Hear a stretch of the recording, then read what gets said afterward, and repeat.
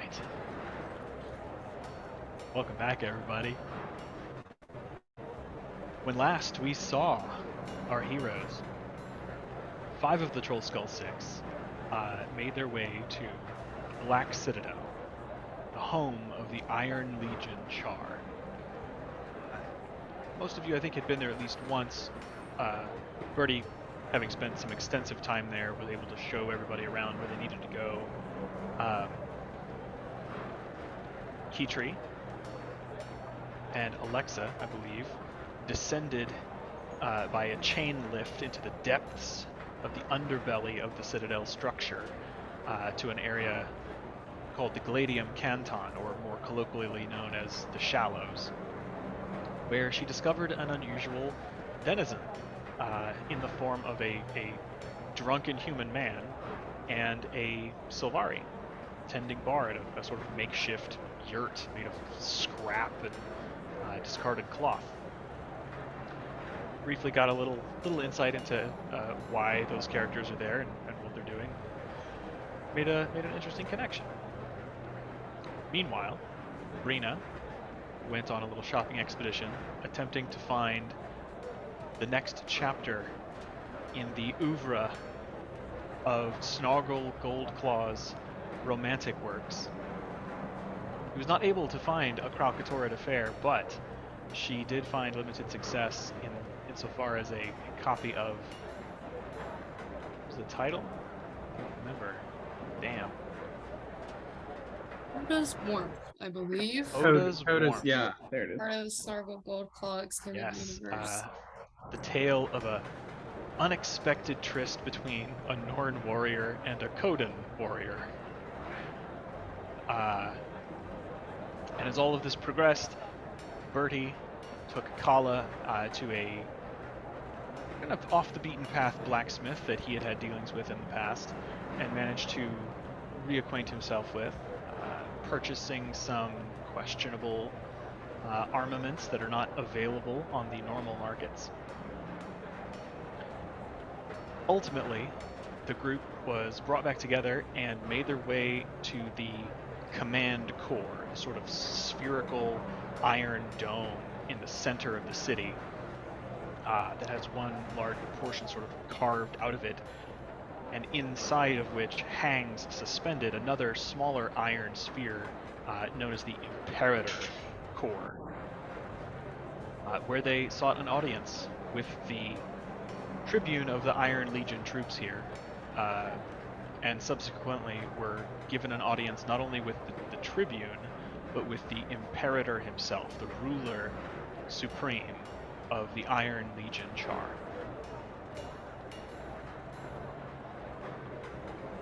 After a typical bit of Char bravado and a show of strength and confidence,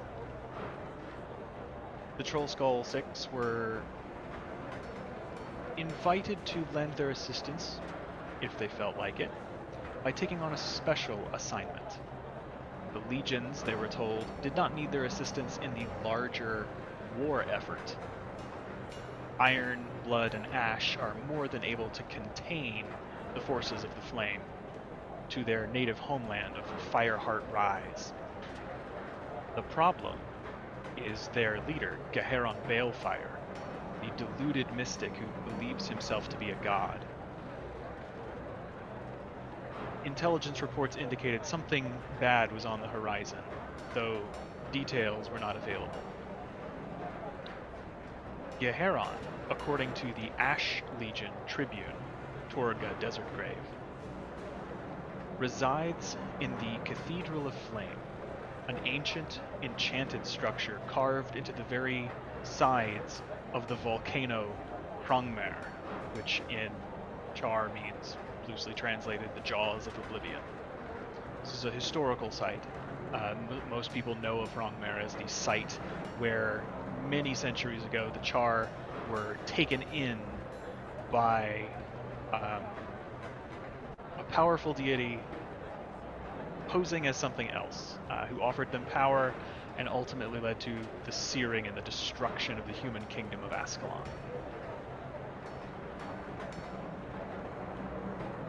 The party accepted this task to handle Geharon Balefire if they can gain access to this cathedral, this fortified location deep in the heart of Flame territory.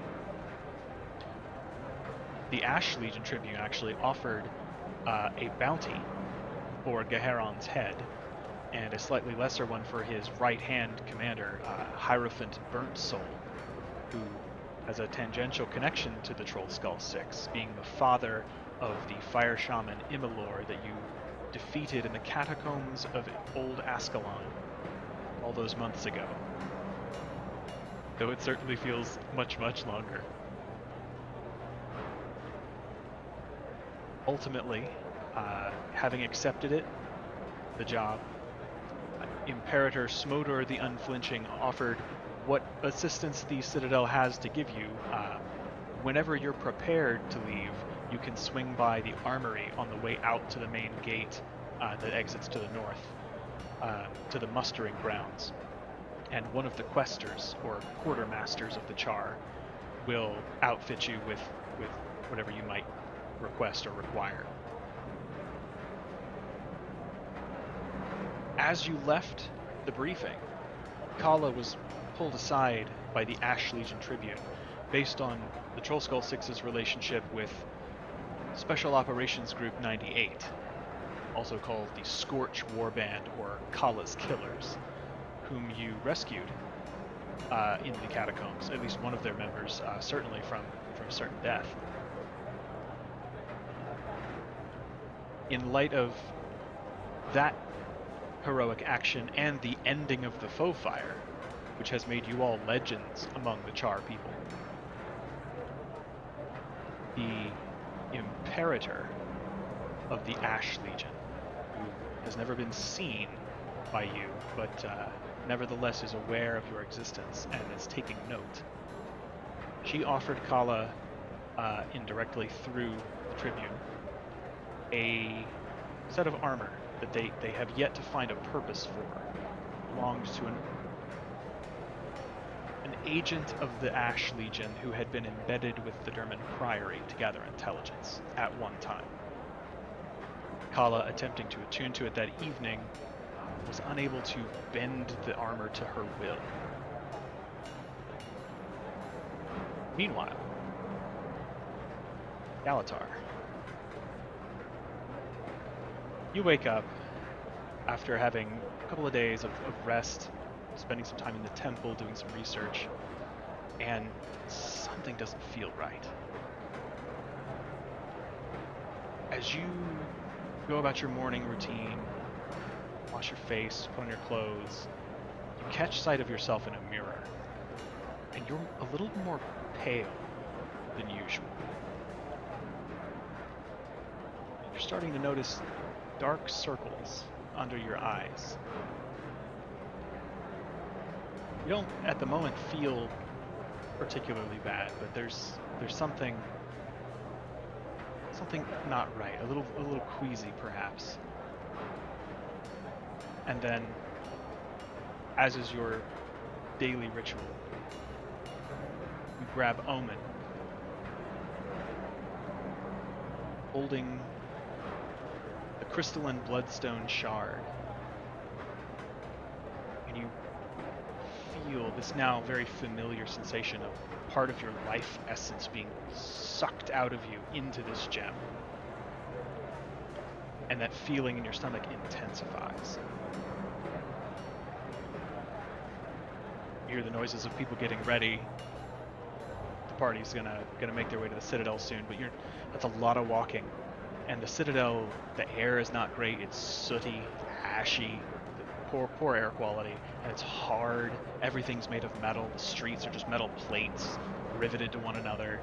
Not sure you're feeling up to it. Maybe a little later. The party makes their way to the Citadel. Any thoughts as to what you might do during the day? Yeah, I guess he would probably spend some time trying to figure out how to mitigate the effects of the bloodstone, at least for a temporary period of time, so as to be able to continue using it while the dragon threat is still looming. Because he knows from talking with Roland that long term it's not a good idea to use it, but he needs to figure out, if possible, can he continue to harness this power while fighting against these dragons?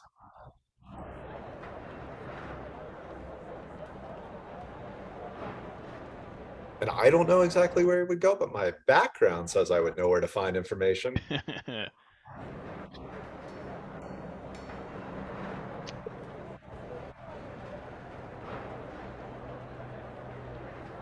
Well, of course you would. You have spent a great deal of time at the Temple of Cormyr. You know that in Lion's Arch, apart from Kolinar, wow, it's been a minute, guys. Apart from Kolinar, the folks at the Temple of Cormyr are really the most knowledgeable people that you can think of. Turn some of these sounds down a little bit.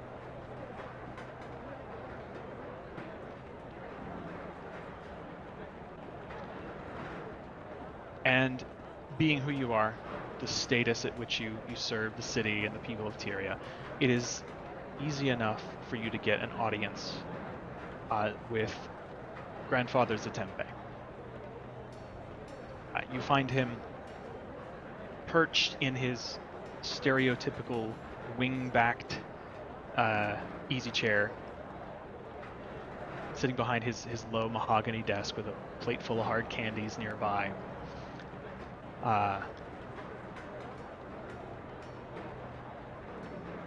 As you enter, he has one hand on a knobbly cane, almost as though he's just kind of propping himself up even in his chair. And you can see now the pressures that he has been under the last several months to aid in this war effort and to serve the people of Lion's Arch in this time of great upheaval. They're starting to show on him. He was already kind of an old and pretty frail guy. Grandfather Zatembe looking pretty old.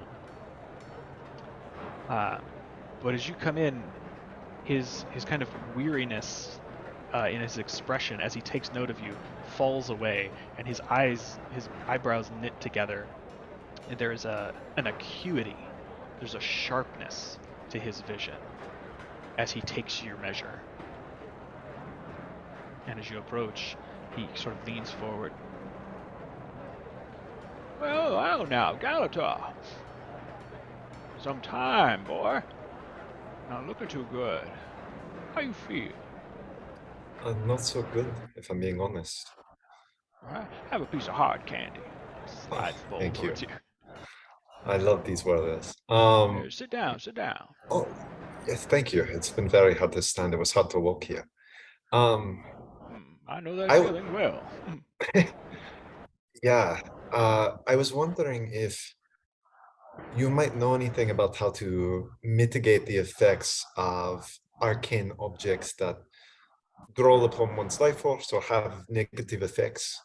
And I don't think you would hesitate to pull out Omen and kind of show the bloodstone to Grandfather Zatembe. This is, as you may know, a bloodstone that was used by the White Mantle. It draws from my life force, but in exchange gives me additional power that has proved great aid against the dragons. And I would like to be able to continue utilizing that power so long as we face such a great foe. But I fear that if I don't do something, I'm not going to be in a position to help.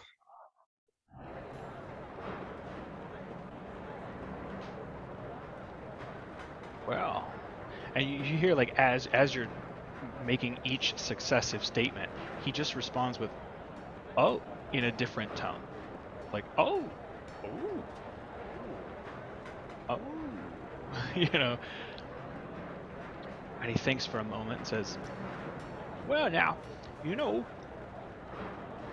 typically when you hear of items like that having deleterious effects on one's livelihood, well-being, it's generally some sort of curse or another. Usually it's pretty easy to, find someone to remove such a thing, assuming the enchantment placed there a purpose. Now this particular item, this is a little over my head. Bloodstones, you see. You know about the bloodstones, right, son? I know a little bit about their history with the White Mantle and the sacrifices that were made. Black magic. Some of the worst. I don't know very much more about it, but I have had discussions. You see, our he kind of glances over at the mirror on his wall. Our friend is somewhat more versed in these matters than I. He may be a good person to turn to. I can say this, and he reaches out, he like sets his staff or his little like cane against his desk, and he reaches over. His little frail arms kind of shake a little bit, digital tremors, and he picks up the sword, starts looking at it, and he really focuses on that big sapphire in the crossbar with the symbol, the sigil of the shining blade.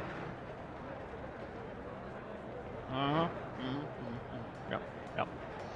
You see, right here, and he holds it over to you, and he reaches into his top drawer and he pulls out just this massive magnifying glass. It's like almost the size of a volleyball, and he kind of hovers it over it for you. You see here, if you look into the jewel here, just behind, you gotta turn it the other way. Here you go. Yeah. And he slides a candle underneath it to kind of illuminate it from underneath. And you see there, little striations. That's not an imperfection in a gem. You see, that's little strands. Mm-hmm. The word would be a sort of corruptive influence in the magic of the blade. No doubt, influence from this piece of bloodstone here. But if anybody, would know how to handle that, it would be. It's over your shoulder. It would be Ogden. Would it be possible to talk to our mutual friend today? How would be the best way to contact him? Actually, I want to say session before last. Oh, there was something about him in the session before last. Either you or Alexxa contacted Steward Gix and arranged access to the Priory special collections so that Alexxa could look at a spellbook that you gave them. Oh, that's And right. Yeah. They said it'd take a day or two to set up, but whenever you guys were ready, you could go and they would give you special dispensation as non-Priory members because of your status. So I would know that would be like tomorrow, probably, that it would be ready. Today? Yeah, this was like before the downtime we took. Oh, okay. This works out well then. Actually, I forgot, I just remembered that I have a meeting. Well, Alexxa and I have a meeting with the special collections at the Durmand Priory. So Excellent. I assume excellent. that would also mean meeting directly with Ogden? He is the curator of the special collections. Certainly. And just to make sure I understand, just from the knowledge you have shared with me here today, it does seem like this bloodstone is indeed corrupting sort of the essence of Omen itself. Oh, it's certainly having some kind of slow and adverse effect on the object itself. Now, have you noticed any manifestations of strange behaviors or problems using the sword as far as its magical capacities are concerned? I haven't noticed any limitations or changes in the ability of the blade so far. That's good. Good. That means you've probably been, I imagine, bonding, for lack of a better term, with the bloodstone crystal yourself. Mm-hmm. That That is true. eases the burden on the item. You see, Mm. it puts more of the onus on you and your life force rather than the enchantment within the blade. Bloodstones, if I recall, by their very nature, are sort of thirsty, in a manner of speaking, for magical power, for the essence that moves through all living things. Mhm. The longer any particular item or creature is in contact with one, the greater the effect, cumulatively, that is. Mm. I see. Well, that is good to know. Hopefully, perhaps Ogden would be able to offer some guidance. I would hate to lose the additional power this provides, even though I know I'm paying a price for it in the short term and long term. Oh well, if anybody in Tyria would know, uh, Ogden is one of the oldest and the wisest that I have encountered, and that's saying something now. Okay. Well, I guess I should head to the Durmand Priory then. For sure. I'll take your friends too. I imagine it's a fascinating place. Oh yeah, I'll just go teleport to them, pick them up, and then head over. At least Alexxa I know will want to go. I assume the others will as well, but who knows? Thank you so much, Kram, for this Tombe, for all your help. It's always a pleasure to be able to learn from you. I do really appreciate it. Oh, anytime, my friend. It's always a pleasure to see you grace our halls with your presence. Now, here, take Thank you. another candy for the road. Oh my god, these are so good. Thank you. They last so long.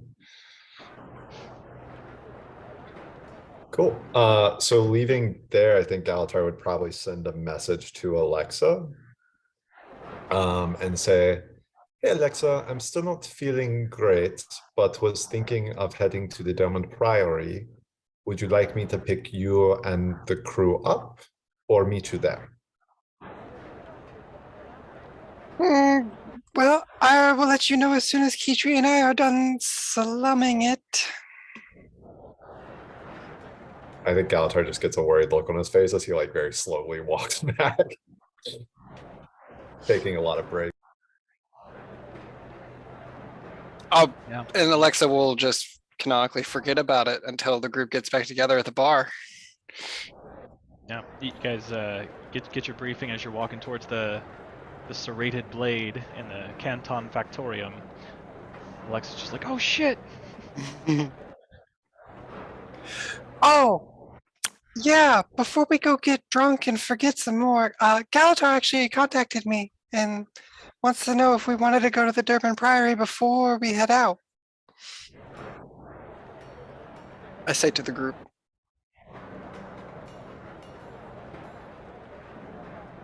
Sure.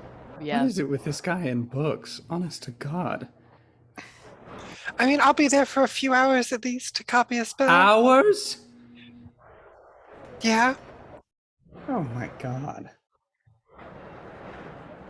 I Bertie, should have we bought could that go- revolver. Oh my God. Bertie, we could go try out we could go try out the new wine bar. That is a great plan, Kitri. Yes. They can just tell us whatever they learn, because I'm sure that it's not going to be fun for us at the very least. You're So absolutely let's go right. try out the wine I think bar, that's and a then we'll great meet back plan. up with them when they're done. Yeah, Unless I they think that's a have, fantastic. Oh, never mind. I'm not even there. Goodbye. You're not. When. Yes, I am. What? I'm so sorry. I'm confused, guys. I'm so sorry. Brina, you're coming with us to the wine bar. I Don't don't even want play. to do any research. Yeah, All nobody books they read does. are not exciting, so Yeah, no. You have they're no not. idea what you're going to miss out on. there's no smut in your books. I know that. Now we will hear some hot goss from the wine bar. So, and That's our own kind. if we don't hear any, we'll make some up about other people. Okay. Kala, where are you putting your ticket? I still need to go back to LA and do some Hmm. errands. Oh. Message received. Important Okay. errands. Yeah, it's kind of important. Oh, I believe it. Well, Important with a capital K. far be it from me to stand in your way, Kala. You do whatever you need to on that front. All right. Well, yeah. We'll crash here tonight, and I'll let Galitar know before I fall asleep what we're doing.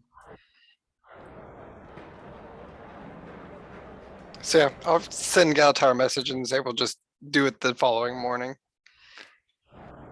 Okay, perfect. You want to meet me at the gate? I think that's where the rock that I have is from. So it's probably where I teleport in. Sure, I can meet Okay. you in the LA gate. Perfect. Oh, I just meant at the gate in the city that you're in. Like just the actual gate, because I think that's where we. Yes, no, You no, got that. totally now. Yeah, So sorry. I know that was definitely a conversation I can have with you while responding to a message. sending is more fun this way. That's true. Burns like 6 spell slots. Right? Nothing like a level 4 sending spell. You know, level 9 at this point. Really Can should if I you wish upcast sending. for a really long sending spell? Yeah, if you upcast sending, you should get more words. I think we should house rule that.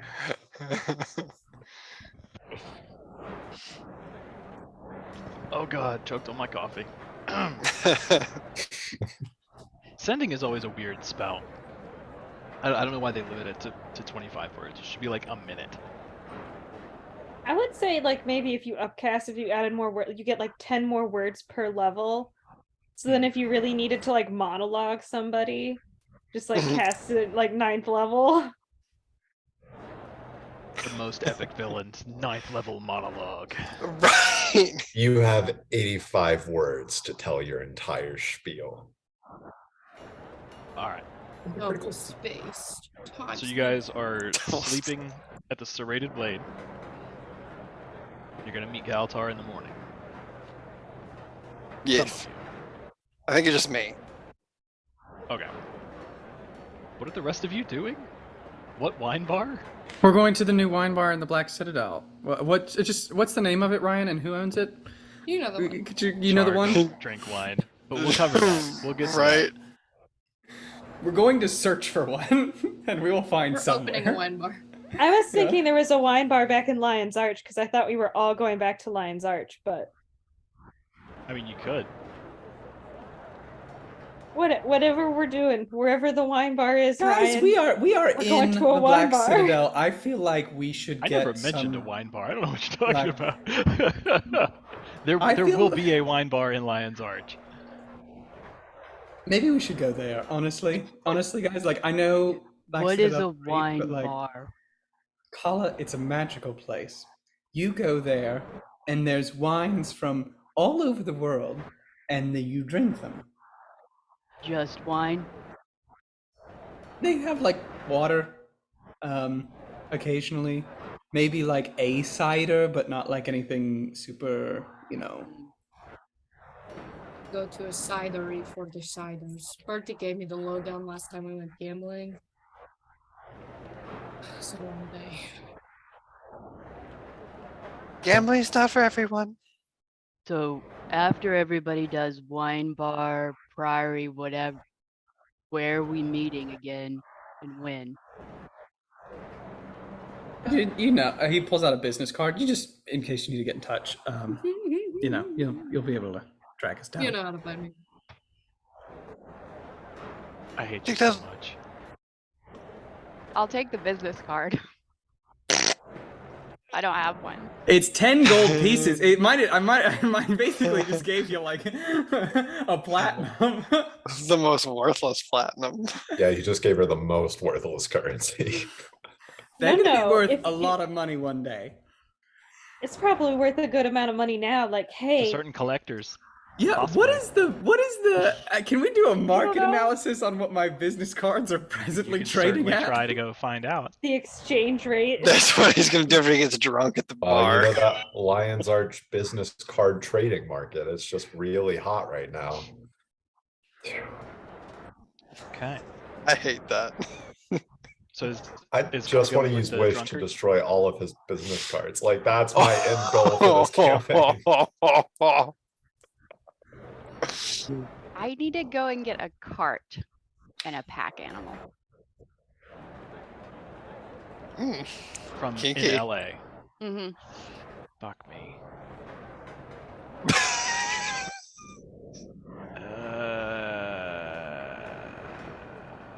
Or can I go talk to the, maybe I can go talk to the quartermaster here and borrow a char trained pack marmot. Oh, borrow. Yeah, and it's gonna come back. What do we need a pack animal for? Or is this It's up like to a you. Kala Are you thing? gonna go I thought ask we the were gonna quester travel before you by- go to bed, or Yeah, I'll go ask the quartermaster. okay. Great.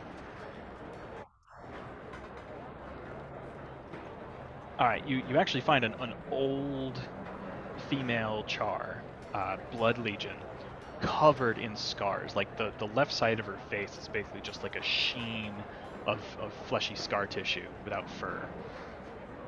But you can see like this lady has seen some shit. And as you come walking up, she kind of gives you a steel-eyed once-over. Says, "It's unusual to see a young person out of uniform. What can I do for you?" I was hoping I could get a marmix and a cart. And what would you be needing those for? I have a lot of weapons I need to transport to the Flame Legion territory. We're going that way. We're gonna be killing Gaharin. Special assignment, huh? Yeah. What warband are you attached to? Your legionnaire should have all the supplies he needs. I'm with the Trollskull 6.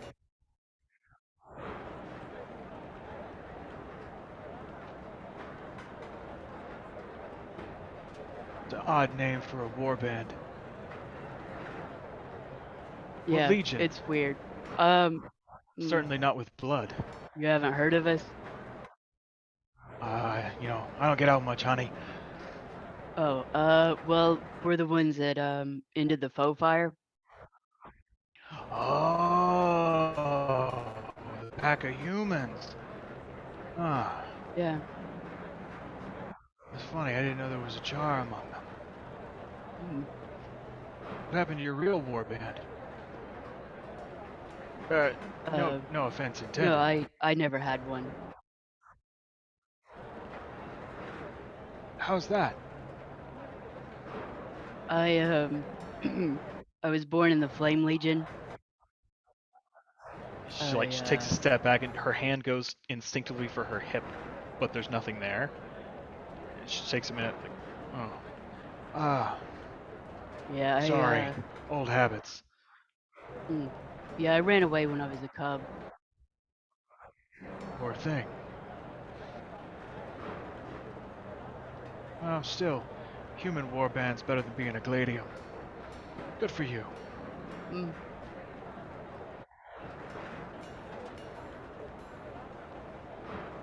Hang on a second. Stay right here. She turns and kind of shuffles off into a little iron sheeted hut. This has just got like a kind of a conical roof and a single chimney kind of central on it, puffing out steam and bits of black smoke. So you like pull aside a tattered kind of rust red curtain. Steps inside. You see she's like half in and she's moving her head. She's talking to somebody. Comes back out and she's got a little sheaf of parchment in her hand. Pulls it out and starts reading it. Okay, yeah. Oh, all right, Trollskull 6, and you must be Kala. Yeah, That's a fortunate name, girl. I like it. thanks. She tucks it into her belt where her sword would have been. It seems like we have a writ saying you're welcome to what supplies you request, provided we have them. Can I ask, are you planning on taking the wagon and the marmots all the way to Fireheart Rise? Yeah, that's the plan.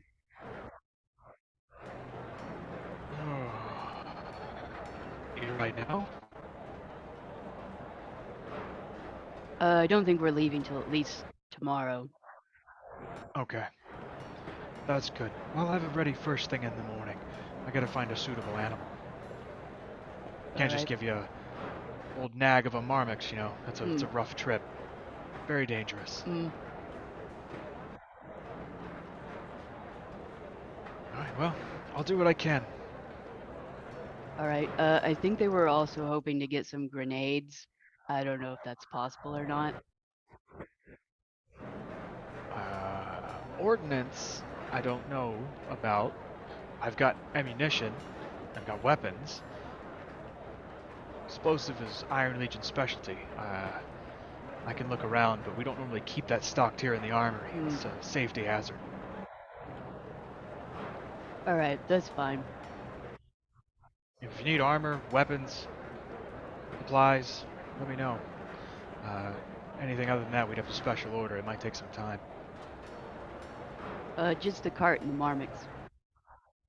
I've Alright. got a lot of weapons. Come back in the morning. Ask for Rohara. Rahara. Thanks. Reaches out a gauntleted, clawed paw. Mm. Gives you the Legionnaire shake, forearm grasp. Turns around and walks back inside. Alright, I guess I'll go back to this serrated edge. It's serrated blade. Ah, blade. Yeah, and so that night you take a minute, try to attune to your armor, and you can feel this energy inside it, this sort of presence. It doesn't speak to you. It's not like an entity or a person necessarily that you can tell, but it fights you. It doesn't want to sit right, and you're just not able to force it to adhere to your will. But after that, you get a good sleep. Everybody has a nice long rest. The next day dawns. I assume everybody gets up and travels to Lion's Arch. Kala, before you go to LA, do you grab the Marmix? Yeah, I'll check in and see if the Marmix is ready. Okay. I'll just peace out since I'm meeting Galitar and we're going off on our own. I'm not gonna wait for the group.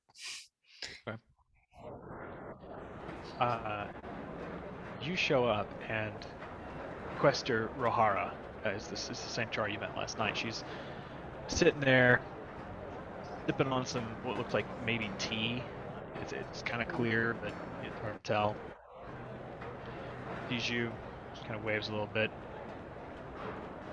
and yeah, she's got an empty. It's a heavy cart. It's got like iron panels on the inside. It's got like T-bar trusses. It's not just like a rickety wooden cart. It's meant to see some shit. The Marmux. So a Marmux. It's hard to describe. I'm not going to bother linking a picture, but how do you describe a Marmux? Kinda like a small rhino, but the face is different. It's like a mishmash between like a rhinoceros and a big pig. It's got like the heavy, thick sort of plate, almost like armadillo plating on top, but it's got two big like boar tusks that curl down and under, and then little tusks, almost like rodent teeth out front, but piggy type of feet with like 2 or 3 toes that have like little hooves on them. But this is a muscular. It's almost like a naked bison, like it's like hulky and sinewy. Like you see, this thing has been bred to haul shit, and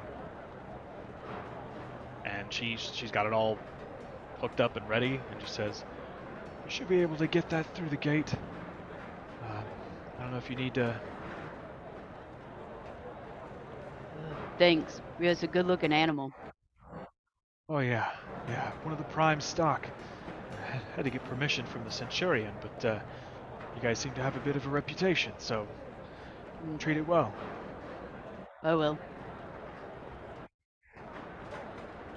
Oh, it answers to Lunchbox. Lunchbox. Got it. It's gonna be lunch by day 3.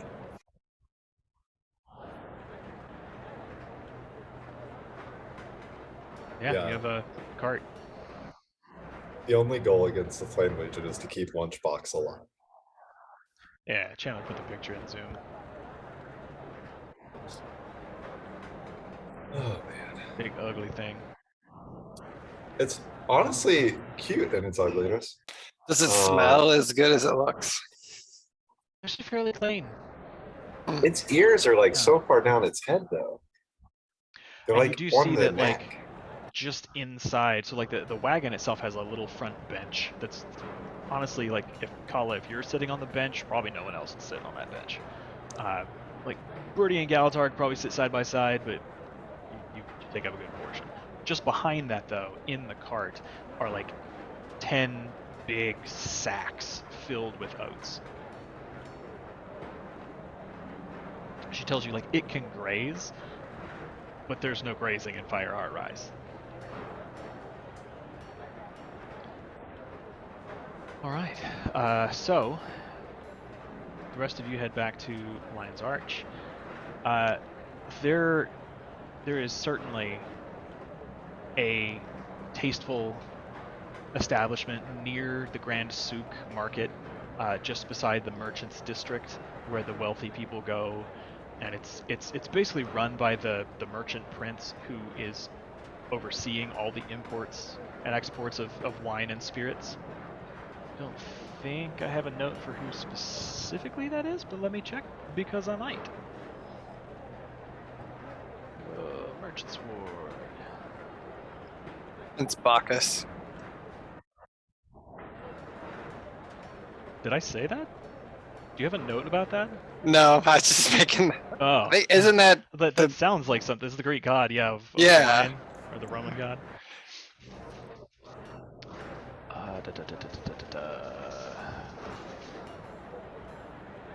Weaponry's greystone, tailoring and silks, jewels and gems, exotic animals, shipping, secret.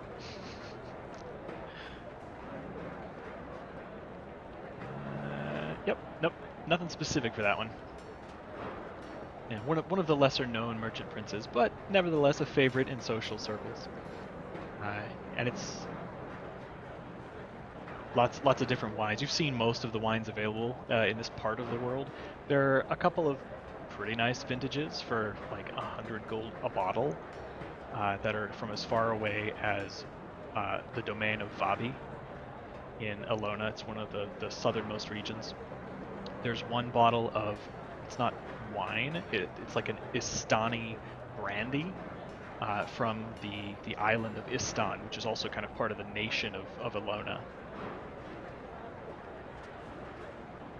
And that is pretty pricey. That's like 10 gold a shot. I'll try a shot of the brandy. Yeah. Yeah. Oh, it's smooth, and there is like a hint of like cherry wood. Hmm. And yeah, it is something else. There's also a bit of, it's almost, it's not smoky in the way of like a burnt wood from a barrel would be. It's almost like an incense.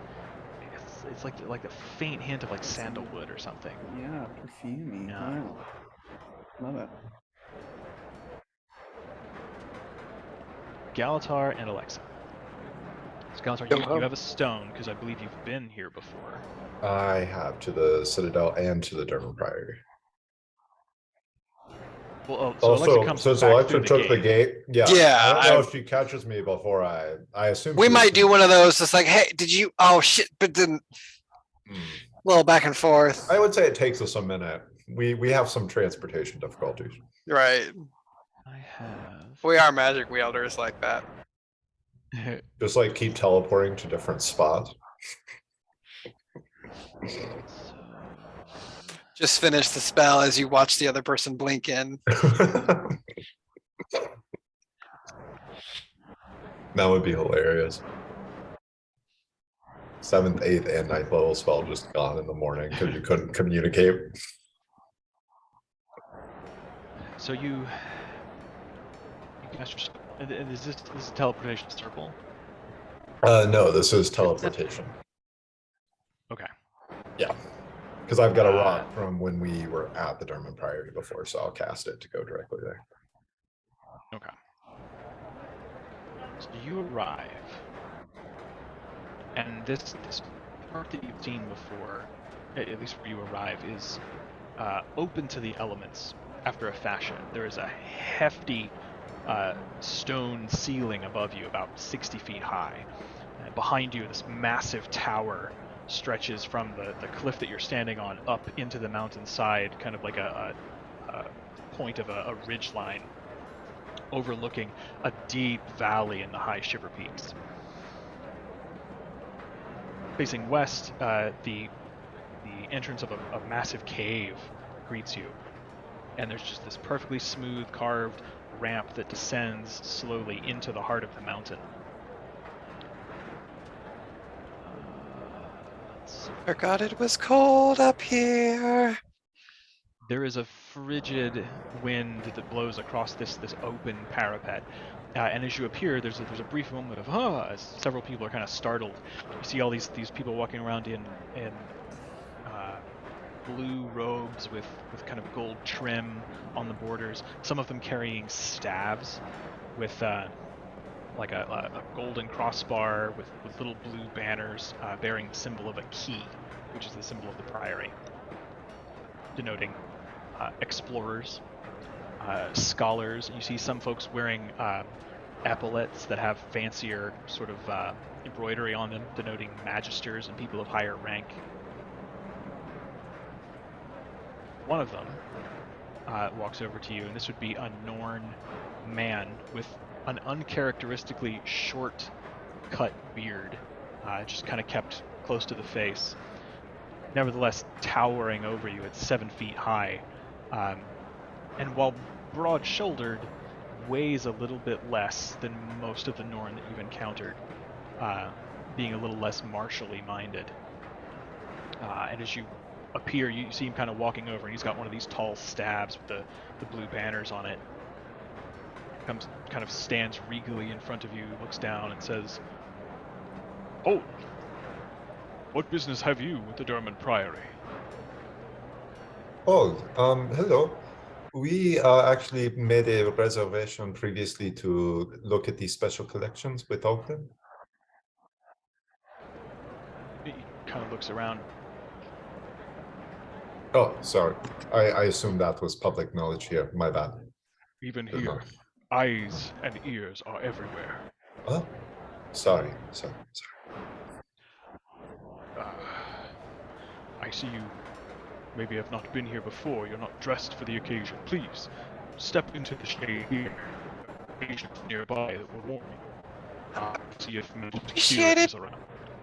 Oh, thank you so Leads much. you over to this massive, like 5 foot wide brazier of there's no wood in it. It's just like this eternally conjured flame, but it is giving off a lovely heat. We should get one of these for the town. It would be good for the winners. Mm-hmm. And we could like put it outside so as people are coming or leaving, or if it's like overcrowded, they can still stand outside and be warm. Until someone drunkenly falls in and burns to death. Oh yeah. It is producing heat. Yeah. So he disappears down, and you can see, like, once you get into the sort of cave mouth and your eyes sort of adjust, because it is daylight outside, you can see that there are small torches and sconces periodically that light this tunnel, but it just sort of fades to black. He descends, and you can see, like, there are a couple of like little stalls kind of set in the wall here, and like every now and then you look like some humans, the odd Silvari and Asura. Every now and then it's mostly humans and Norn. Some of them look like they're selling papers, parchments, quills. supplies that the Priory might need. Some people have winter vegetables, carrots, and cabbages, and stuff like that.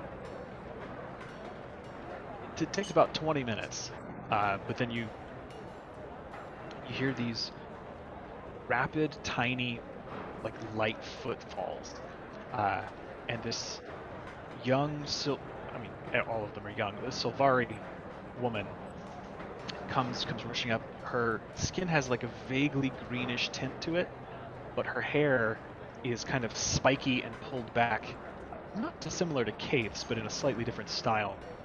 Kind of all swooshed over to one side, and it almost looked like it's clumped in kind of what look like long, thin leaves that just ended like sharp points. She has eyes so green they're like clear-cut emeralds. It's a striking contrast. But she is wearing the blue robes with the fancy epaulets, identifying her as a magister of the Priory. She's a little out of breath. She seems to have been running uphill for quite some time. She gets to you guys. She stops and puts both hands on her knees and kind of heaves a couple of breaths and takes in a couple of deep lungfuls of this cold mountain air and puts a hand out. Yeah, it's a couple minutes longer. Pardon me. Welcome, commanders. Welcome to the Durmand Priory. Thank you. I'm Siren. I met one of your members before. Kala was kind enough to give a deposition about life in the Flame Legion. It's been quite the talk around here over the last few months. I was kind of hoping I'd see her again, but well, beggars can't be choosers. She kind of thinks books are boring sometimes, so don't I take it know, personally. it's such a backwards notion, but I'm sure we can get rid of that someday. We'll She figure just it out. is very action oriented. She likes to kind of shoot things and run a lot, so yeah, don't take it personally. know, her deposition was absolutely delightful. It contained an awful lot of that, the shooting and the stabbing and the sneaking. It was very entertaining. Yeah, I've only known her several months, and yet I've seen her do it countless times now. So It's I kind of hear. burned into my mind. My people are from a very warm climate, and it is freezing up here. Shall we go? That would be great. Excellent. I am to escort you to the Special Collections Vault so that you can speak with our curator. If you'll follow me. I love it when I get to be all formal. Come on.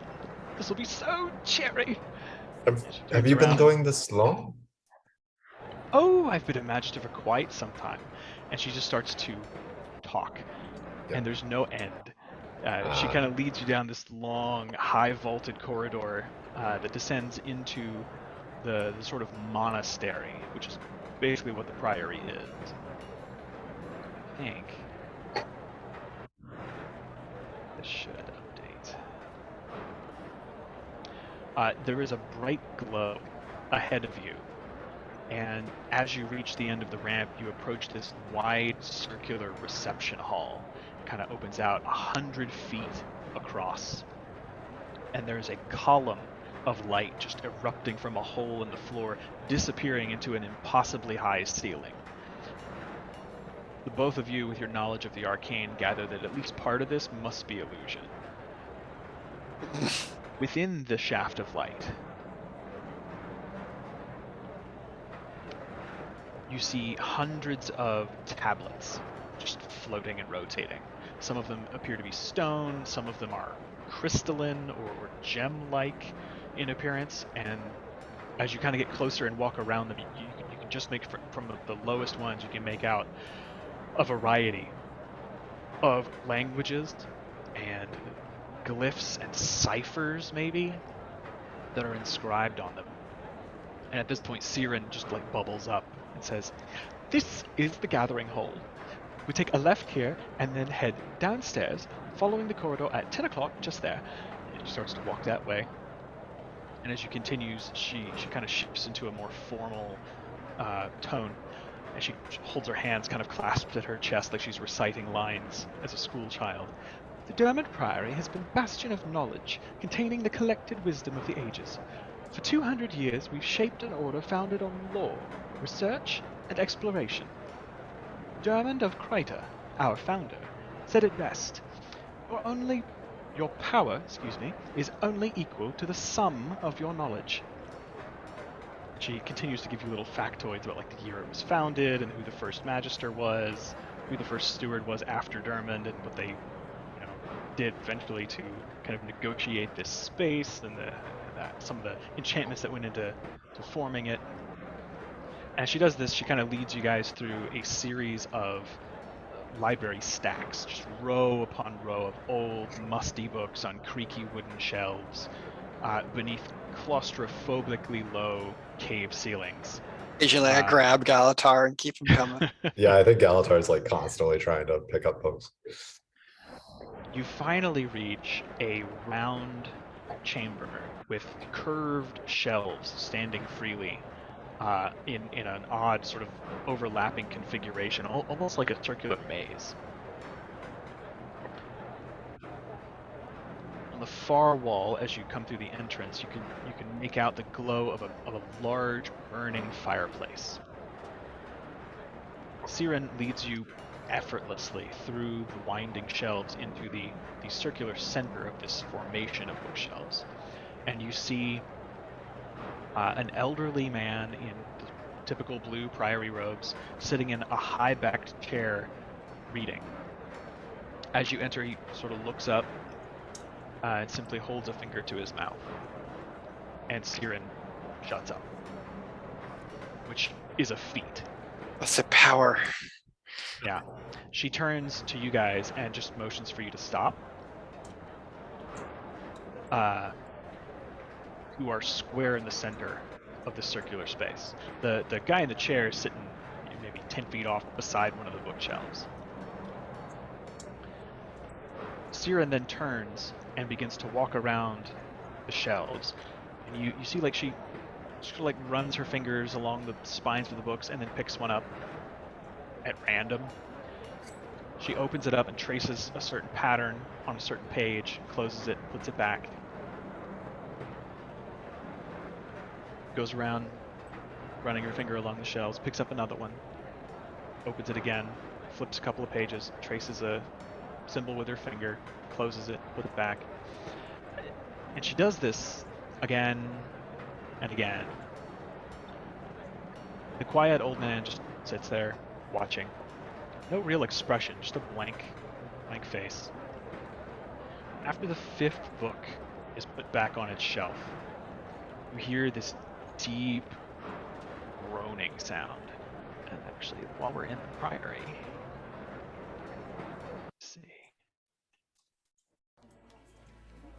Yeah.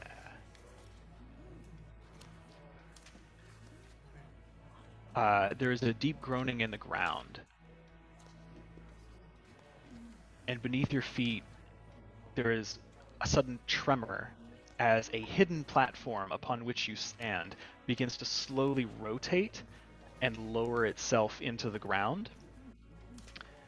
As you hear this sort of twisting and crunching of stone, Siren just waves goodbye and puts a finger over her lips as you descend into the darkness. I thought that was going to be a lot louder. There we go. Yeah, it's supposed to sound like that. Ugh, my childhood dream of going to Dumbledore's office. Yeah. So yeah, you sort of like descend into darkness, and that hole at the top just getting smaller and smaller. You see Siren kind of lean over, and there's just beaming with this mischievous grin. Do you think we made a wrong choice? Wouldn't it be wild if they betrayed us right now? Like, yeah, super vulnerable. I mean, I didn't split the party. it would be kind of bad, but I'm sure our magic will get us out of here. Oh yeah, I'm sure. Would be great. We're practically Fine, gods I now. trust them. Well, that's not. But I talked to you. We talked hear to from Ogden distance. together, right? Oh my God, they're hearing is incredible. As your voices echo off this chamber. Oh. Whoops. The platform does finally come to a stop, and you see this high stone archway before you. Beyond it lies a long, brightly lit chamber with just towering bookshelves, impossibly high. At the feet of the shelves are pedestals with all sorts of statues, busts, resting hooks with display items set out, alcoves with glass cases, crates, barrels, some chests, some simple, some more ornate, and kind of scattered throughout is finely crafted wooden furniture with rich-looking cushions. Immediately in front of you, as you exit this space, there's about a 20-foot gap, and then you see, flanked by two curved stairs that rise up about 10 feet to the level of the rest of this chamber. You're kind of in a sunken area. There is a huge 25-foot high statue of a humanoid person. Looks like a man, judging from the facial hair, the beard, very gaunt, very thin, clothed in flowing robes that, Galitar, you recognize as being of the Orient style. He wears a large helm that covers down to his nose, with 6 almond-shaped eyes, 3 on each side, 1 above the other. And from that helm, twisting, writhing tentacles kind of are frozen, almost like hair reaching backwards.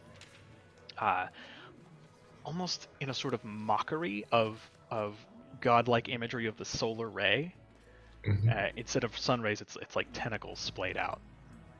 In one hand, it holds this massive scroll wrapped up, almost like a staff, but you can clearly tell from the ends and the wrapping of it it's a scroll. The other hand is held open in a sort of beckoning gesture, with long, clawed fingers.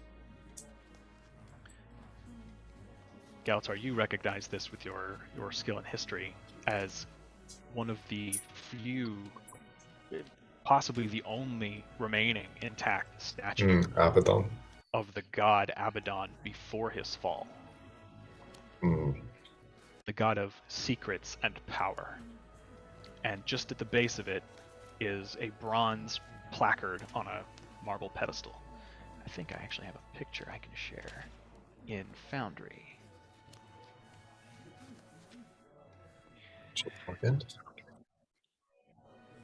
Yeah, there we go.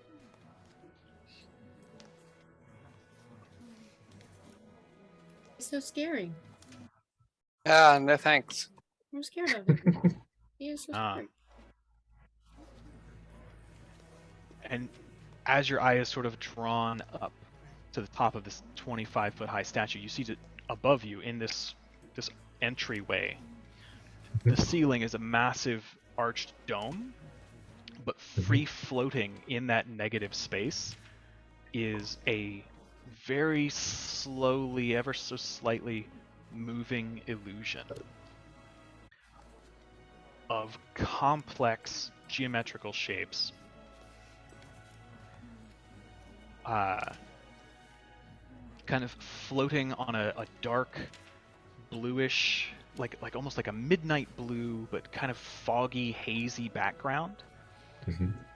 You see large golden rings concentric inside one another. Within the outermost circle is a golden triangle, with a smaller triangle inverted inside that, and in the center of all, an eye radiating outward like the sun, and all around it, writing in runes and glyphs, little smaller circles with lines connecting them, patterns, some stars, like hollow cutouts of stars. I'll show you this too. It's fascinating, and it just hovers there, and some bits of it move, some bits of it don't, and it's just hovering in the air above the statue in this sort of negative space of this domed ceiling.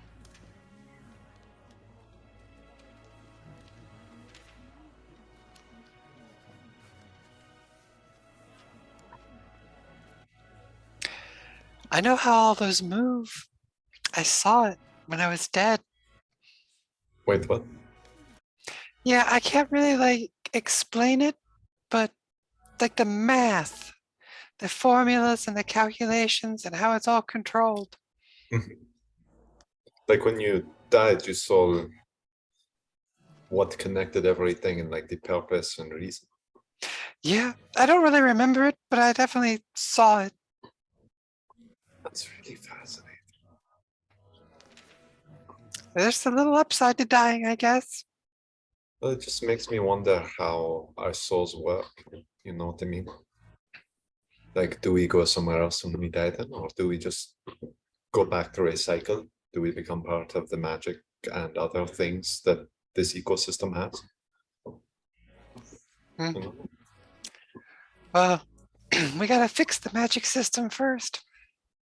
That's true. Hopefully we won't, die and experience that again before all the dragons are dead. That's Well, not cool though. yes, at least we got each other.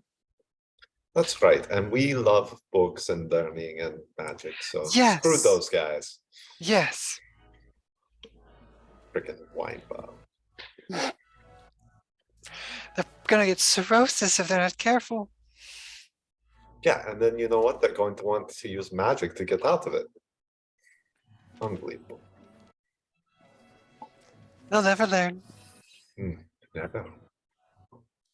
So I don't know where we're really supposed to go now. We just... I mean, this is cool, We but I could don't give him a know. high five. You hear the heavy scraping of stone, almost like someone's sliding a rock along the stone tile floor, but it's uneven. As you look towards the statue, coming around one side of it, on this elevated level 10 feet above you, is a shadowy figure. As it kind of comes into the light, you can see the blue robes hanging off of it, but the face, visage, the hair is all solid gray stone. You hear a voice that says, "Greetings, commanders. I am Ogden Stonehealer, last representative of dwarven kind on the surface world, and curator of the special elections here at the Durmand Priory. Welcome to my home." Thank you, Ogden. It's so nice to meet you in person. And you, for great things of Galitar Goodkin, and also of Alexxa. She's a beast. So I've been told. If you would, please, join me. But before you take the stairs, I advise you, heed the warning on the placard. Oh, man. As you guys walk near the statue, you can see on this big bronze plaque at the foot of Abaddon's statue, do either of you read Orion? Does Galitar? I mean, I have whatchamacallit languages. Yes. Okay. So Galitar, you see this, it's written in the script as it would have been carved in Ara. And it says, "Beware the danger of secrets kept."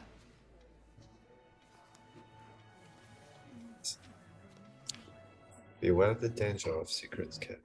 I think it maybe means let's go on the open hand side. I suppose. It is so weird though that they would have a statue of Abaddon from before the fall here. Ogden intones, "Here we house artifacts of dangerous potential, and also things that are just generally better left hidden from the world." That makes sense.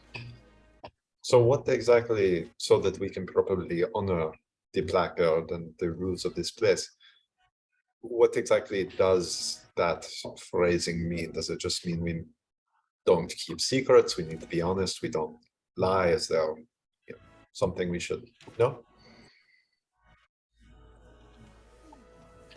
You watch as his face is stone, and it doesn't really emote. But it kind of cocks to one side slightly, and you hear this low rumbling chuckle.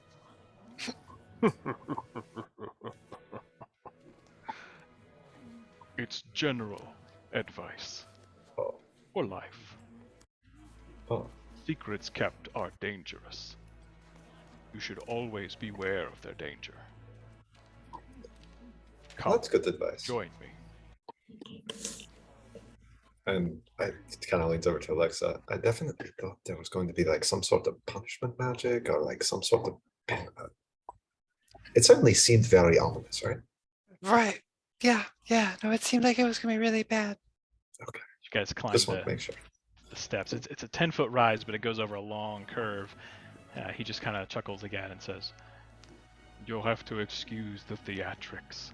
We don't get many guests here." We have someone who would have really appreciated that, but he can't read. It's very sad. Mm. Yeah, he tries his best though.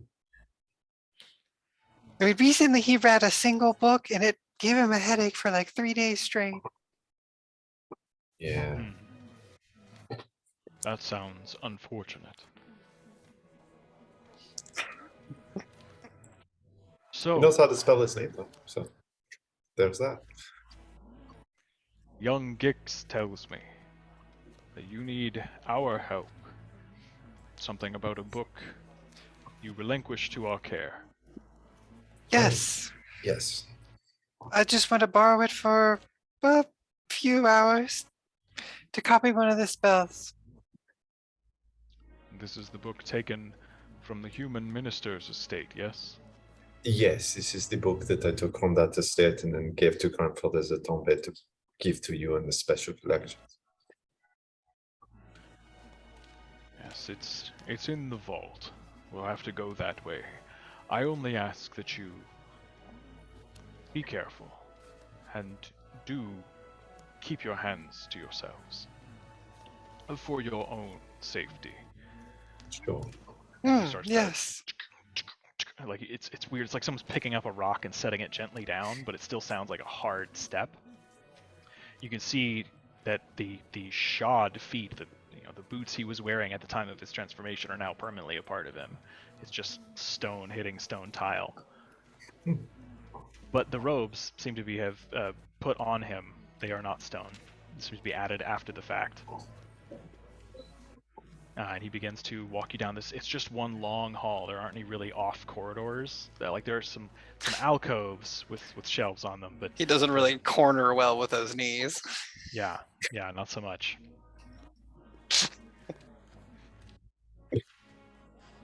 Let's see.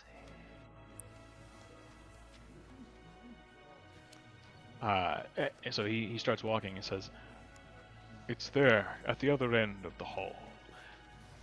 As we walk, please, you must have questions. I am at your disposal." I mean, I have so many questions. Well, I guess All first. I have is time. Oh my God, Ogden, you might be my new favorite person. I guess my I've first heard that a few question. times. Well, I just keep meeting fun people that answer questions. Like nobody in our party ever wants to answer questions. You know what I mean? Anyway, Ogden, I was just curious as to how you ended up here, like working as a representative on the surface, the last one, given what your people gave up to fight the dragon.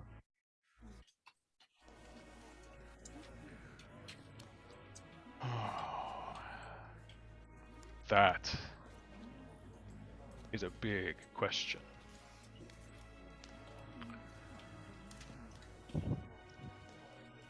I recall the time before the great rite of transformation. A group of heroes helped my king, Jalus Ironhammer, retrieve an ancient artifact of dwarven kind. An ancient tome allegedly written by the great dwarf himself, deep in his realm at the heart of the mists. The first forge. Gifted to the first mountain king, here on Tyria. With it, King Ironhammer and our High Priest, Alcar, were able to perform the Rite of the Great Dwarf, or the Rite of Transformation, turning our people into beings of living stone, making us as resilient and focused as the destroyers themselves. Again, you'll have to forgive the theatrics.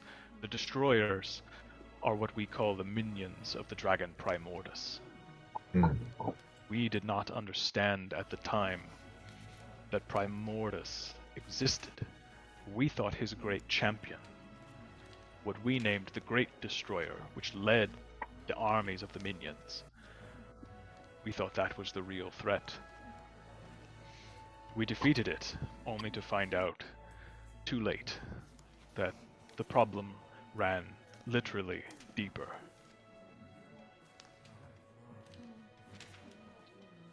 I am the last surviving member of an ancient order that revered the dragon prophetess Glint.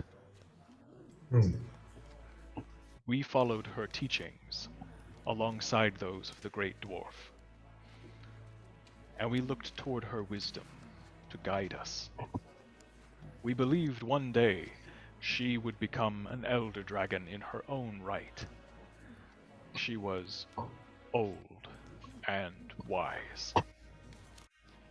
Before undergoing the rite of transformation, we passed our duty to a group of nomadic Elonians from the Crystal Desert. It was they who smuggled Glint's legacy into the depths of the trackless Maguma, eventually undergoing their own transformation to become its exalted guardians.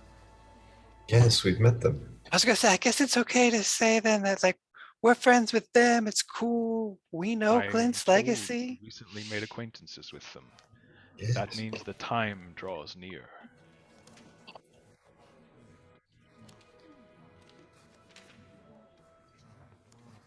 Did you know that Destiny's Edge, a great group of heroes, originally went to the Crystal Desert not to fight Kralkatorrik, but to kill Glint?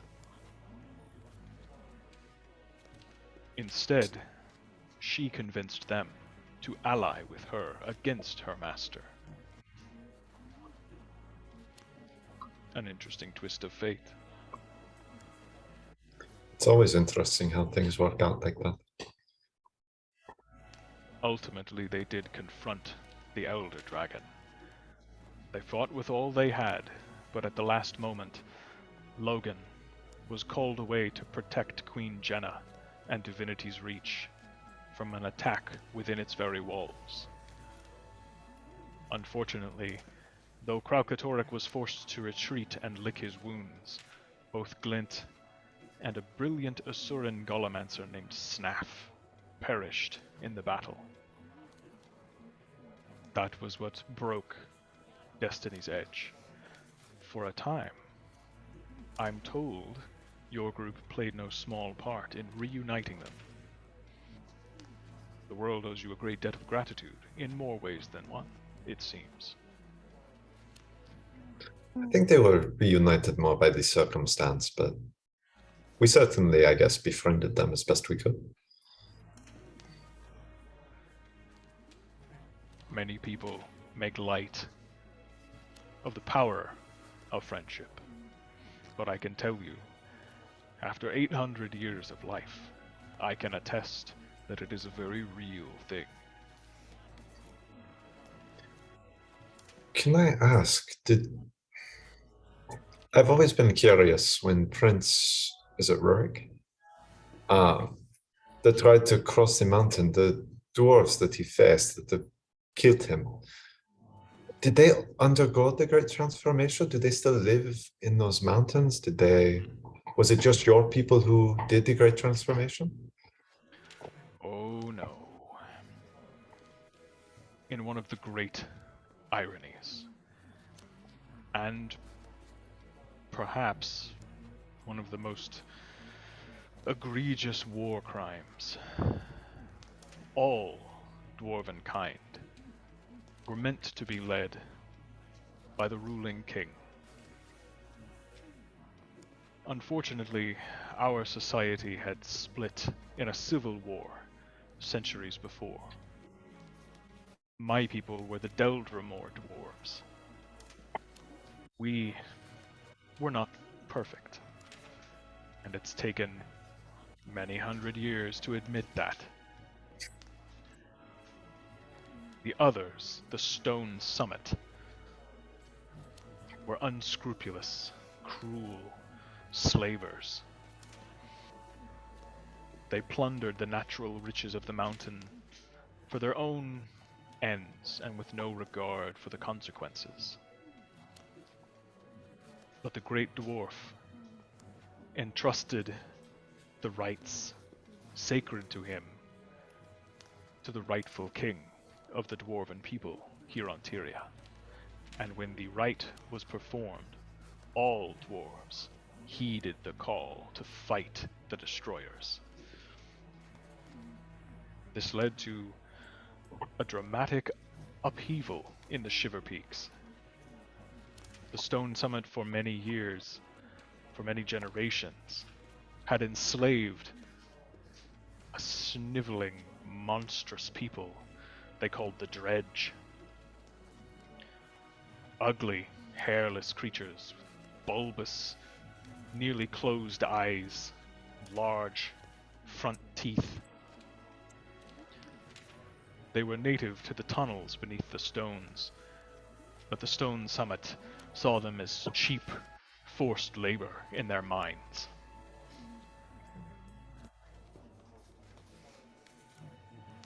I actually have an artifact, I believe, and at this point you guys reach this large set of stone doors, like heavily engraved, with arcane sigils just sort of like embossed on the fronts of them. It's fairly complex. You see abjuration, you see a little bit of conjuration, which is odd, and a couple of signs of evocation, but they're weaved together in just a masterwork of enchantment and craftsmanship.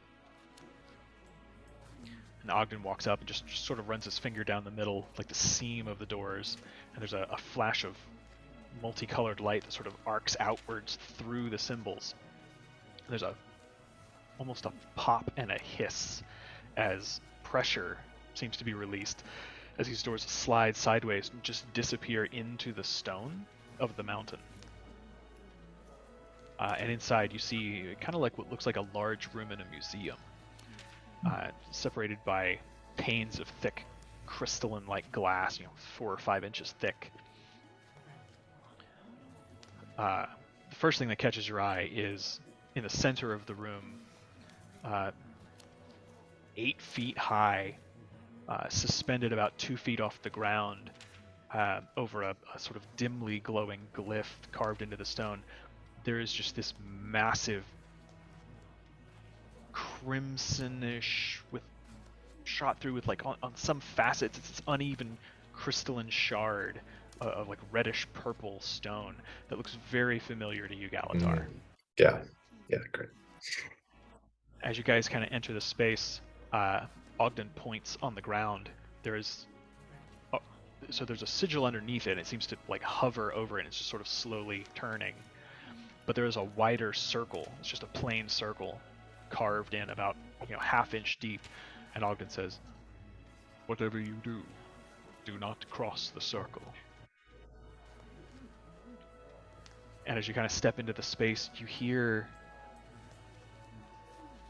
very, very distantly, as though from a great distance and behind trees or cover, just the faintest sound of shouting, whispered screams, and mournful wailing.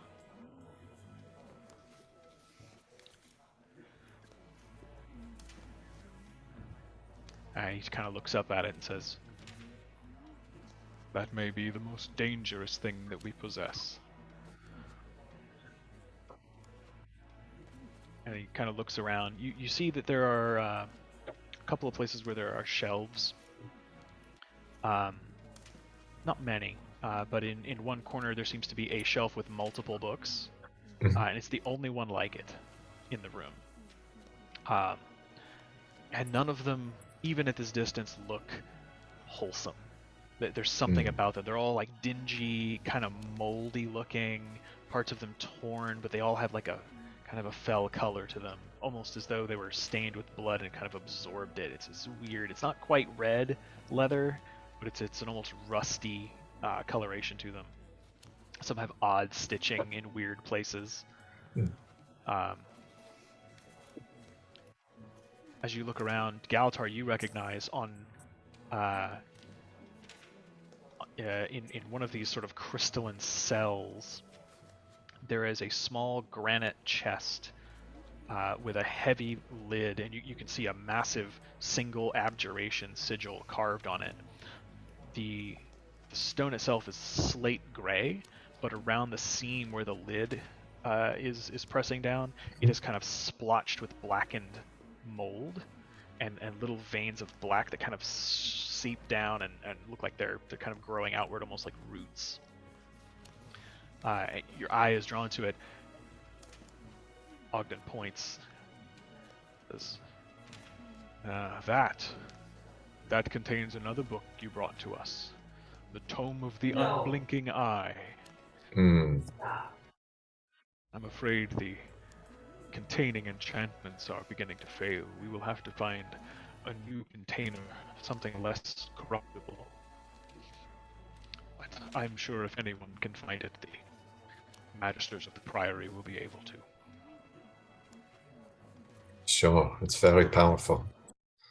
Now, looking around the room, he leads you to the left around the edge of this circle. You see that there is a pedestal of black marble, and sort of suspended also above a glowing glyph, sort of just floating in the air so it doesn't come into physical contact with anything, is the hand of Verata that you have entrusted to them, I believe. It seems to be shielded by some sort of iron cage that is also covered in abjuration runes, but the iron is almost completely rusted through. And Ogden just kind of motions and says, "Same thing there. Some very powerful objects you've brought us, and we are deeply indebted. If these had stayed out in the wide world, there's no telling how much damage they might have wrought." I'm glad we could be of service. Honestly, I didn't realize we donated so much. But good that we have. Let's see, you kind of move around, getting closer to these books, and you see in one of these cases there is a longsword. I believe it's a longsword. Oh, sorry, it's a great sword. With a curved, almost crescent-shaped hilt. So if you're holding it like this and the blade is pointed up, it's a crescent with the points towards the tip. What looks like almost scales, but the blade is like it takes a second for your mind to wrap around it. The blade itself looks like you're gazing into a starry night sky. It is utterly black, but there are specks of multicolored light, very, very much like stars, and even like bits of it that are slightly less black, almost like the haze of the Milky Way. Beyond that is just a gray marble pedestal with what looks like a slight tapering piece of stone. It's not quite a cone. It didn't come to a sharp point. It's kind of flat on top, but it does narrow towards the top, the cylindrical column, and on it is just a bracelet. And he kind of points to that and says, That belonged to Duncan the Black. He was one of the last Stone Summit rulers. He attempted to ward off the magic of the Rite of Transformation by channeling its power away from himself and towards others. Ultimately, he failed. There's clearly a note of pleasure as he says that. Hmm.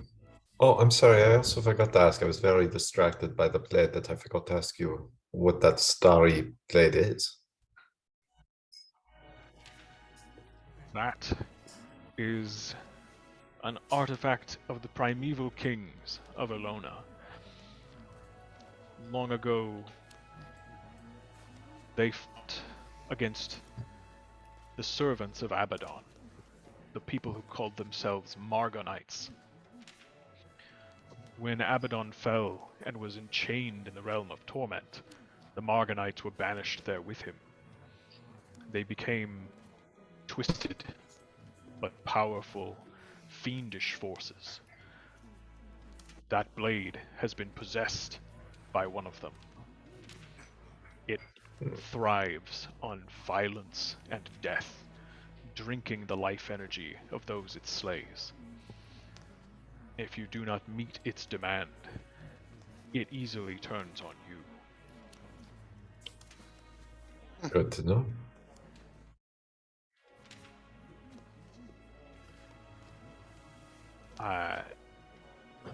Continuing to pass around the room, there is what looks like on another column, what looks like a cylindrical metal chest. It appears to be made of gold, at least in part. It's got some artwork around the side. It's almost like if you think of like a Grecian vase, the way they painted them. It's got some kind of painting that wraps around, and the whole thing is maybe this big around, but about yay high, and it sort of pulls in at the sides. So it's a cylinder, but the sides bend in a little. They're convex. He says, "This was taken from an ancient, ruined Sunspear fortress overlooking the mouth of Torment, the place in the desolation where Abaddon fell. It still acts as a gateway to the realm of Torment to this day. Best avoided at all costs."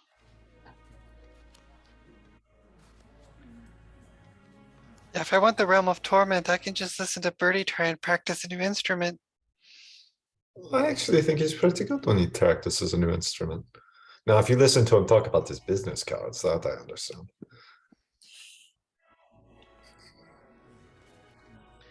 And then the last item on the walls as you close in on this back portion where this bookshelf is, it almost looks like a shepherd's crook, like a long kind of hooked staff. It looks fairly simple, but there are a couple of colored bands right at the end, the staff end of the hook. It looks like it has like an old piece of leather with some beads hanging off of it, and he just sort of gestures offhanded. "This was used by Forgotten priests during their war against the Margonites. When the Forgotten confronted Lord Jadoth, one of the powerful lieutenants of Abaddon, during the cataclysmic final battle of the war, he managed to curse this rod before it banished him to the realm of Torment, and that curse damaged its magical matrix. It holds great power to banish unholy creatures from this plane, but using its true power risks catastrophic failure, which would call every fiend banished by the rod back to this plane. And so we keep it here to ensure it is never used again." That's pretty big risk and reward. "We've attempted to destroy it, but we have so far been unsuccessful." Like, what are the odds? Like 60-40, 50-50? Too great. Oh. And So- here we are. Oh. As you see this shelf, it's got like probably 13 books on it. But you see this grimoire, and he just reaches up and grabs it. It says, "Fortunately, these are the few objects that have been turned over to our care that do not corrupt one just for touching them. Do be careful reading through. You never know what sort of secrets might be concealed within." And he hands it to you. I'm not hunting for much. I saw it did contain several useful spells. That is why I have agreed to let you enter this inner sanctum. It is very much appreciated. I have a desk outside and a room where you can practice if need be. I will While, spend the time. while Alexa's doing that, I was wondering if I could talk to you a little bit about the bloodstone that we saw when we came in. Of course. That would be okay. I'll pull out my If in blade. just a moment. Oh, sure. And he'll walk Alexxa out, show her the table. Just takes like 5 minutes. He just kind of leaves the doors open. He always stands so that he can see into the vault, but he's kind of pointing to Alexxa and showing her where to go. And then he comes and rejoins you. I just wanted to ask. I've been using a bit of the bloodstone. can A small tell. piece. Yeah, really taking it all lately, if I'm being honest. And he kind of Gets pulls out a worse moment. over time. Yes. I don't want to have to use the bloodstone, but it does provide a certain benefit in battle against such strong creatures as dragons, which, you know, as your people did, there are sacrifices that we must make if we are to win these fights. I was wondering if you might know of any way to mitigate the effects of this bloodstone just temporarily or in the short term, so that I could take advantage of this power without losing myself before we defeat the dragons.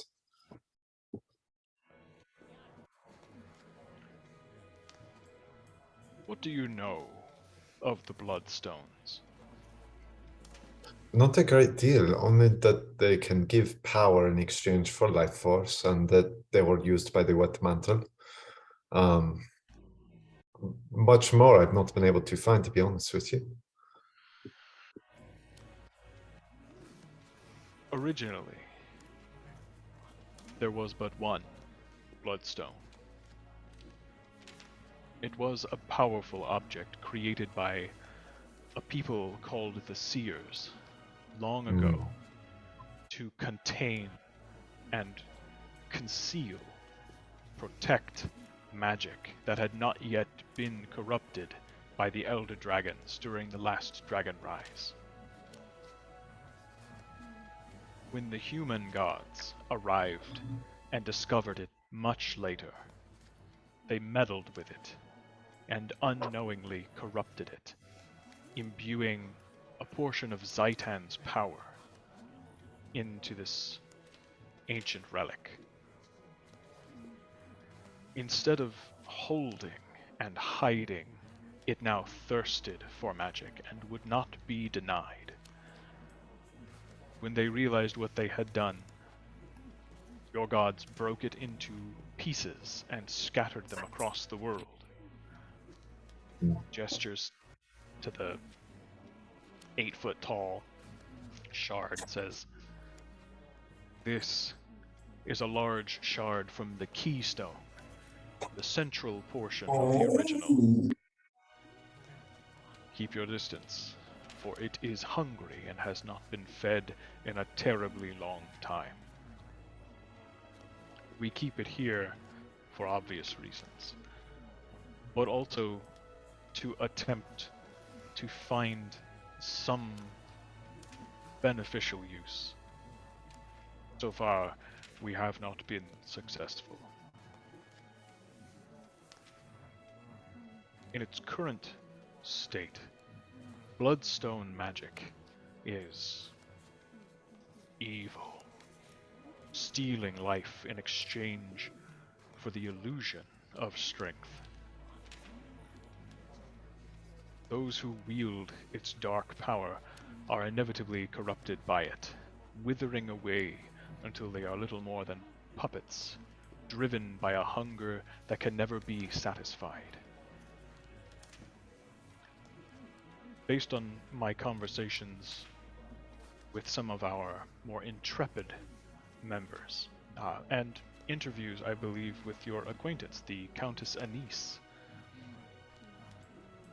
this appears to be what drove the late Minister Codicus mad with a hunger for power. Oh, it was the Bloodstone. At least in part. By all accounts, there were suspicions of him before he encountered the pieces of Bloodstone that were in his possession.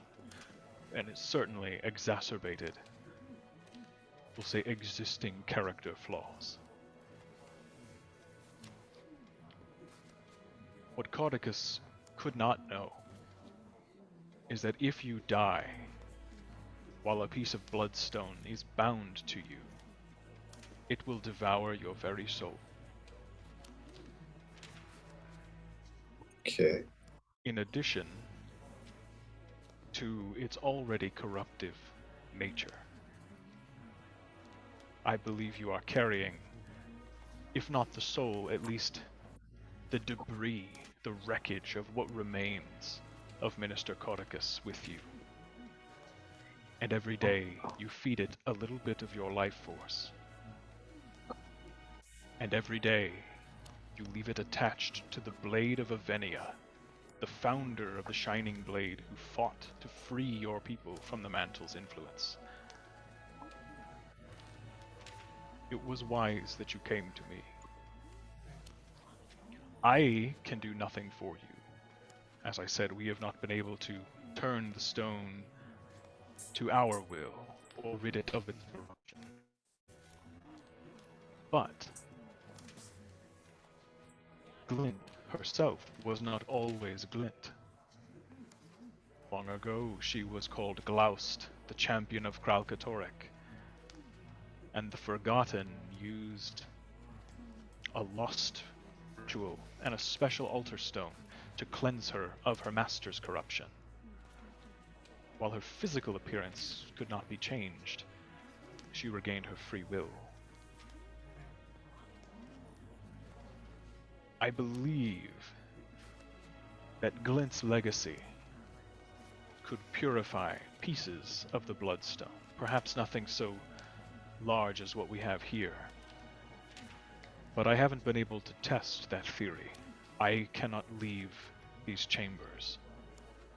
In principle, the ritual would be similar to that which freed Glint from her sire. I would be very curious to see what the end result would be.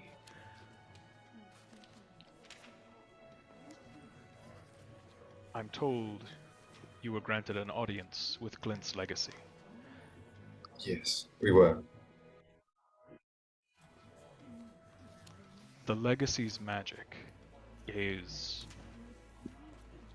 unique, as Kralkatorix was originally.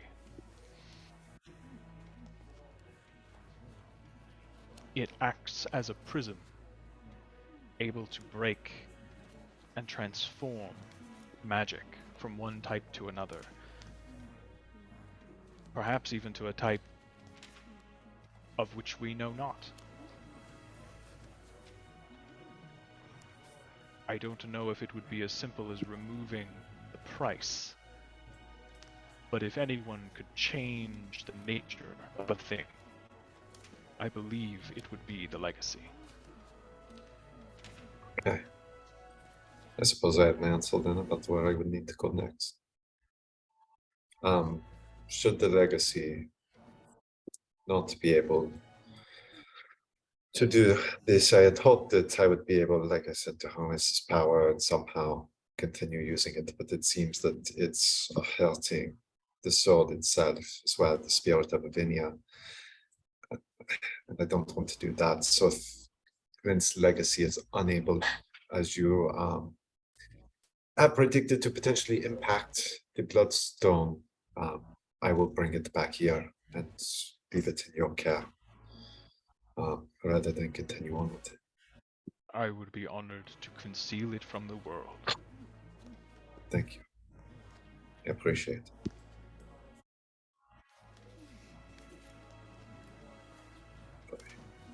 Yeah. Are there any other questions you want to ask him while Alexxa spends some time working on her stuff? Oh, I did have one. Oh, yeah, that's what it was. Do you know anything about Primordus's current location, or are your people at all still fighting him? We would like to tackle him at some time in the near future. My guess would be before Krakatorik, but I mean, finding him in such a depth that we are unaccustomed to would be incredibly difficult. My people descended to the depths of Tyria to fight against his destroyers wherever they might arise. Primordus's minions have a unique ability to travel quickly in the depths of the earth. Many are unaware. Your friend and her people once knew this truth, and the dwarves know it from long, long histories. Deep within the earth, rock is so hot and under such great pressure that it flows almost like water. Could think of it almost like veins pumping the lifeblood of Tyria beneath the surface. Primordus's minions can flow with the stone and erupt virtually anywhere in Tyria. They follow strong magical powers, presences. They use ley line energy to guide themselves in some situations. We don't have a way to track him, and I am not in contact with my brethren. I am shielded here. I always feel the call of the transformation, the call of dwarven kind to join them in their struggle against the destroyers in the deeps. I'm only able to remain here by the grace of powerful wards and by disciplining my mind to perceive fighting as gathering knowledge of the dragons and preserving it for others to use against them.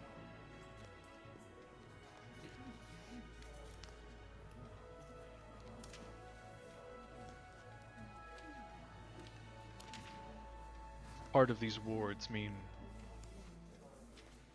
there is no way to contact me directly, with the exception of a certain mirror of which you are familiar.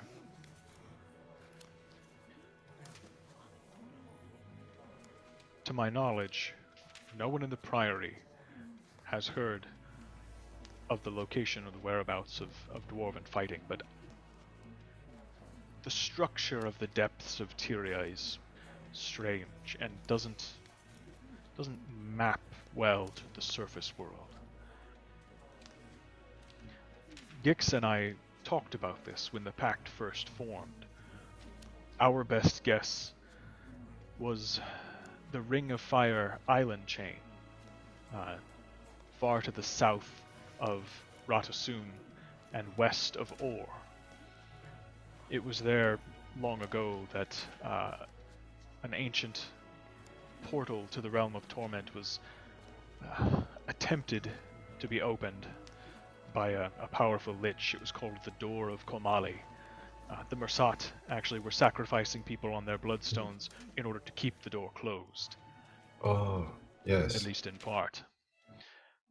I imagine that is a place of powerful residual magic, and it is a volcanic island chain, so if Primordus would be anywhere, that would be my first guess. That is very good to know. If I might also ask, I'm just curious, since you've been collecting knowledge to fight dragons for so long, is there anything that you would be able to provide us with, or any knowledge that we might be able to use against the remaining two dragons? Something that might be helpful. And the pact forces are sort of dwindling quickly, and while I feel like my friends and I will be able to potentially defeat the dragons, I wonder if we can do it without it being a Pyrrhic victory, so to speak. Well, if you find Primordus, anything, spells, items that you have that would grant you resistance or even make you immune to the effects of fire would certainly be useful. Kralkatorek is more problematic. The sands of Ilona are charged with energy. Glint once hid her lair in a single grain, almost impossible to find amongst the vast dunes of the Crystal Desert.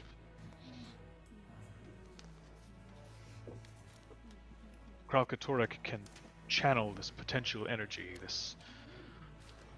the friction of the sand crystals to conjure great bolts of lightning.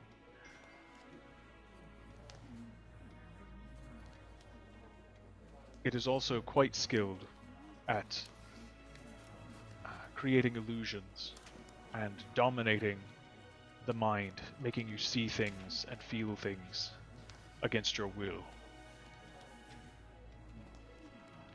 It is also quite proficient in the arcane arts. I would not be surprised if it had particular resilience against magic of any form. Defending yourself against Kralkatorek will be much, much more difficult, I imagine. Good to know. More than we had before.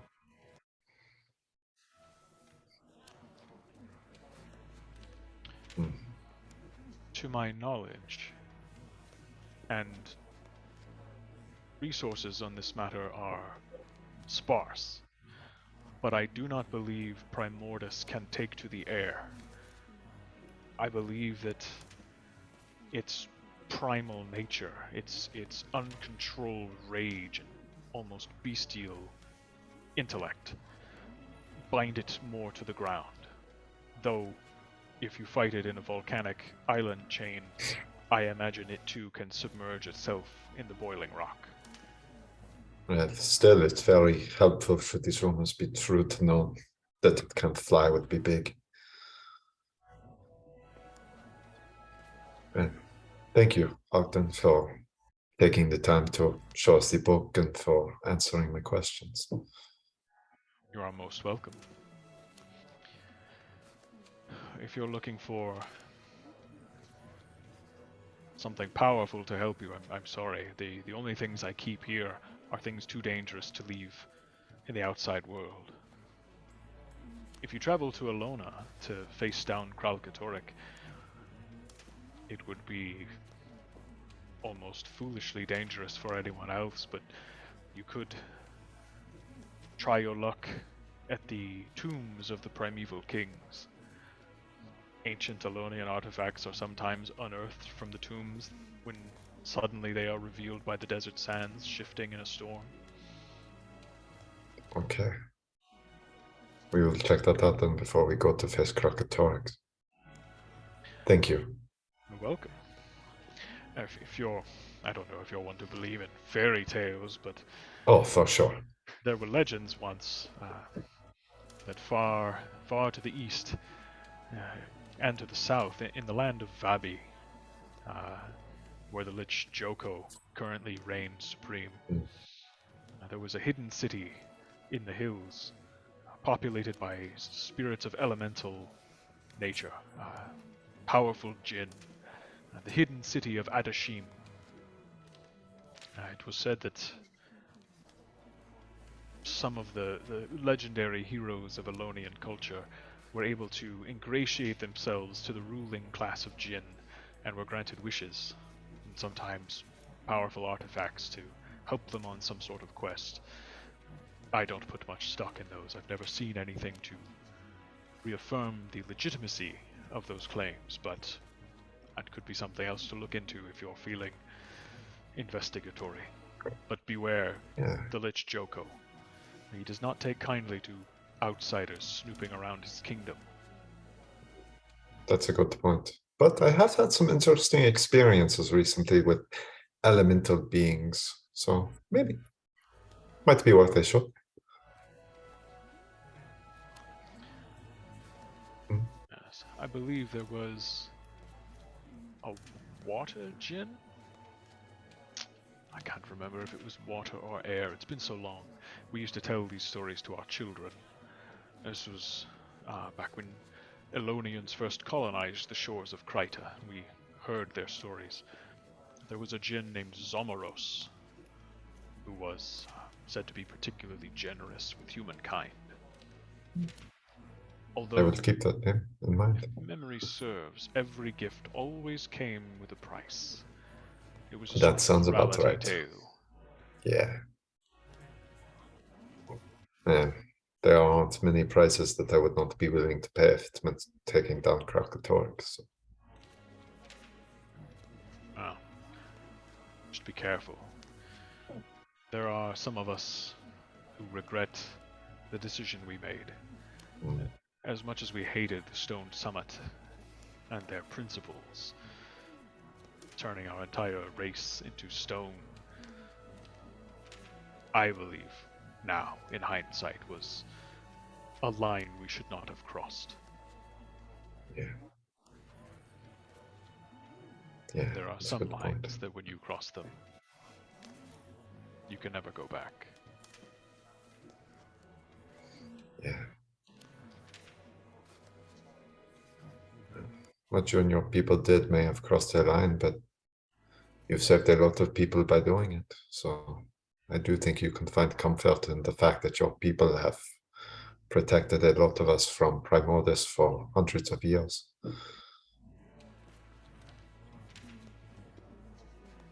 That thought does help when the nights grow long. Well, if you ever need a friend or someone to talk to, I'd love to chat more. I'm always happy to stop back by. Just call me the curator when you are not inside these walls. Yes, I will be sure to do so.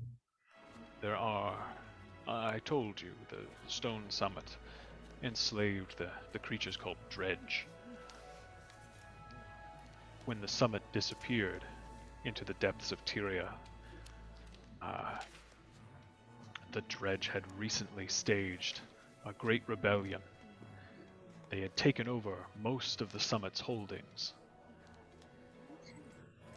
But rather than learn from the mistakes of their former masters, they in turn became tyrants in their own right, fighting what they alleged was a noble cause against the dwarven oppressor.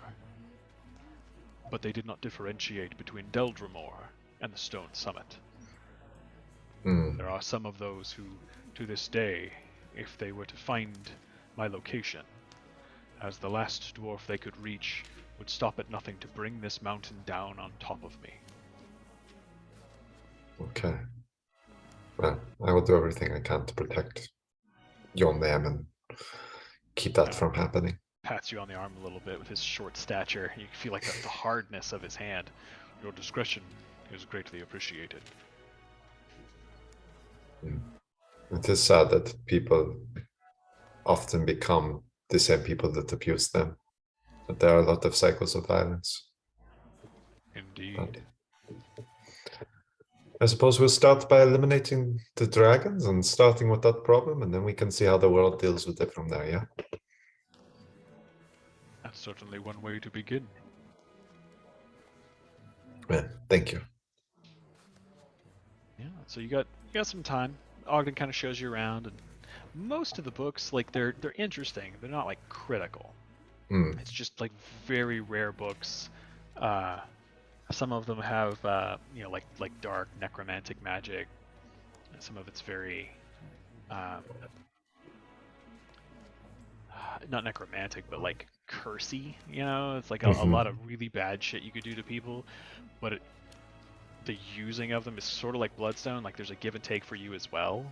Kind of channeling those dark forces changes you over time. And you're familiar enough with Arcana; it makes total sense to you. Yeah, Alexa, how long does it take you to do your spell? I mean, it's just like a short-ish, like 10 6 hours. 10? Wow.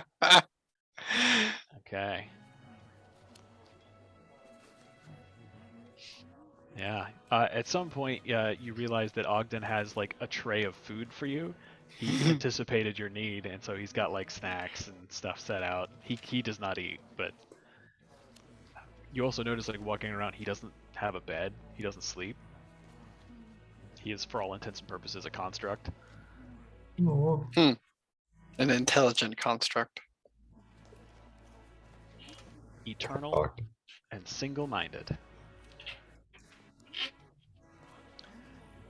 Yeah. So 10 hours later, it's probably.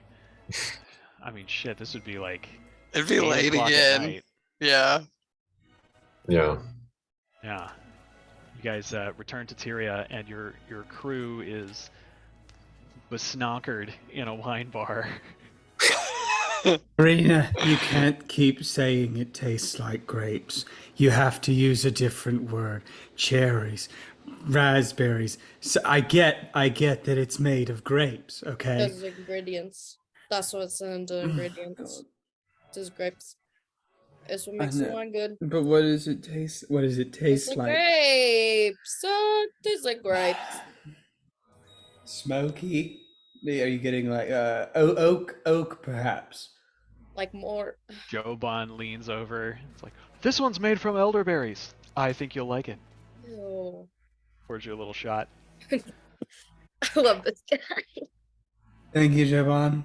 Thanks, Durmand. They also had a delightful brandy made from juniper, which I gather is native to your homeland. I'm just looking mostly for the grape ones. But maybe put it to Nothing wrong with that. I appreciate your effort, Jovan. It is sometimes difficult. Sometimes difficult. It always is. And nevertheless, we persist. Cheers. Culture is not an endeavor worth giving up on. Indeed. That's what I always say. Kala, you bring your marmix and cart through and spend a better part of the day gathering your Yeah, however many I didn't know this weapons. was gonna be a 10-hour thing. Oh no, Alexa knew, but just didn't tell anybody.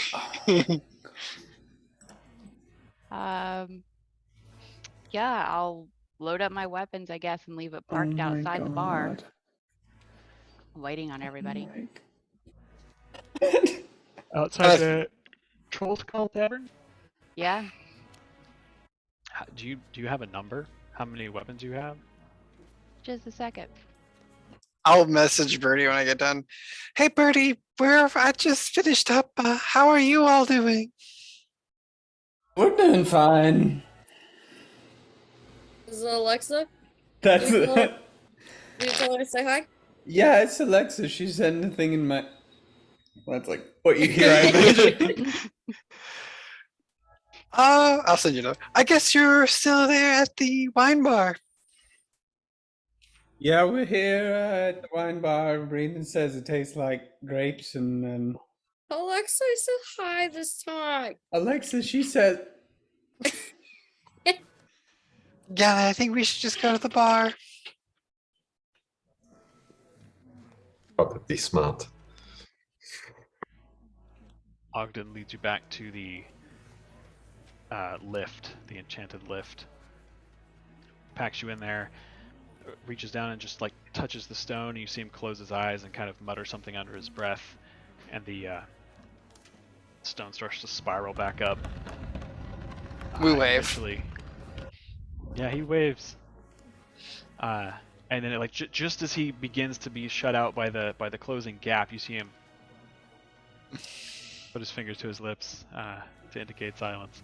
You guys make your way back up into the quiet reading area. Same old guy sitting in that chair 10 hours later. He just kind of looks up at you, stone-faced. Just points that way in case you were turned around. And as you leave, he pushes his glasses up and goes back to reading. I guess he has like the best job. Yeah, I would imagine that, like, he must be very powerful, you know, if like he knows the secrets. So, oh, sorry. Eventually, you find your way back to the main hallway with the column of light and the rotating tablets, and Magister Siren is hanging out not waiting for you, but just kind of hanging out, talking to other people. And she sees you guys. She comes bouncing over. Oh, how did it go? Oh, we Very got what we pleasantly. needed. Isn't he such a dear? Yeah, the curator is lovely. Such a quirky little man. Of course, we can't talk about him. Shh. Do you guys need to go back to Lion's Arch? Yeah, we were going to. I was thinking maybe we would just teleport. Oh, I can send you there. Any place in particular? Oh, do you want to go straight to the tavern you said? Well, there's a wine bar. I'm not actually sure where. Oh, I But- think it's the one that the minister of the spirits and the wine owns. Though I forget his name all the time. Right, Bertie's trying to get extra friendly with him. That makes a lot of sense. Do you want to guess how many business cards Bertie has given him by this point? More than enough. Yeah, I would imagine. But yeah, we could go there, or we Merchant could District go it straight is to the then. tavern. Oh, And she starts like putting the teleportation circle spell down. oh, you're doing a circle. I was just going to teleport. Oh, Then I you can don't get have you close to- enough. Oh, And okay. then snap, and you see like the little glyph just sort of flare to life. Have fun. Save a spell slot. Tally Okay, ho! goodbye. Thank you, Siren. As you guys step into the teleportation circle, you emerge from one of the Asura gates at the hub, which is adjacent to the merchant district. So we're going to the wine bar or tavern? The wine bar. But we gotta Okay. go pick up Bertie and the rest. Yeah, what do you think the odds are that we can convince the group after we defeat Primordius and deal with all of that to go searching for ancient powerful relics in a couple of places? Well, we already wanted to go to Party Island, so I think it's pretty good chances. All right, sweet. I really want to check out these tombs. Now you Cool. enter the wine bar, and you see Bertie is just like sitting at the bar with his head in his hands, just like shaking his head and talking to Brina, who is like slumped down in her chair and is just like gesturing at him. Joban sitting nearby, leaning against the bar. Kuki. just listening and every now and then Jesus. interjecting. Yeah. And I guess Kitri is at the wine bar? Yeah. I imagine mean, it's curled up not with a meat. plate of cheese and grapes. Yeah, it's like, Kitri, stop eating the cheese. Smell this. What do you smell? If you say grapes, I'm gonna shit. It's not magical pants anymore. It smells like Oh my god. On the spot. Violent creatures. It smells like look, here's some more cheese. You smell the cheese, Bertie. Smell the cheese. This is a All good right. Well, one. it smells like This cheese. is a well-aged cheddar. Yeah. And here, try this cracker.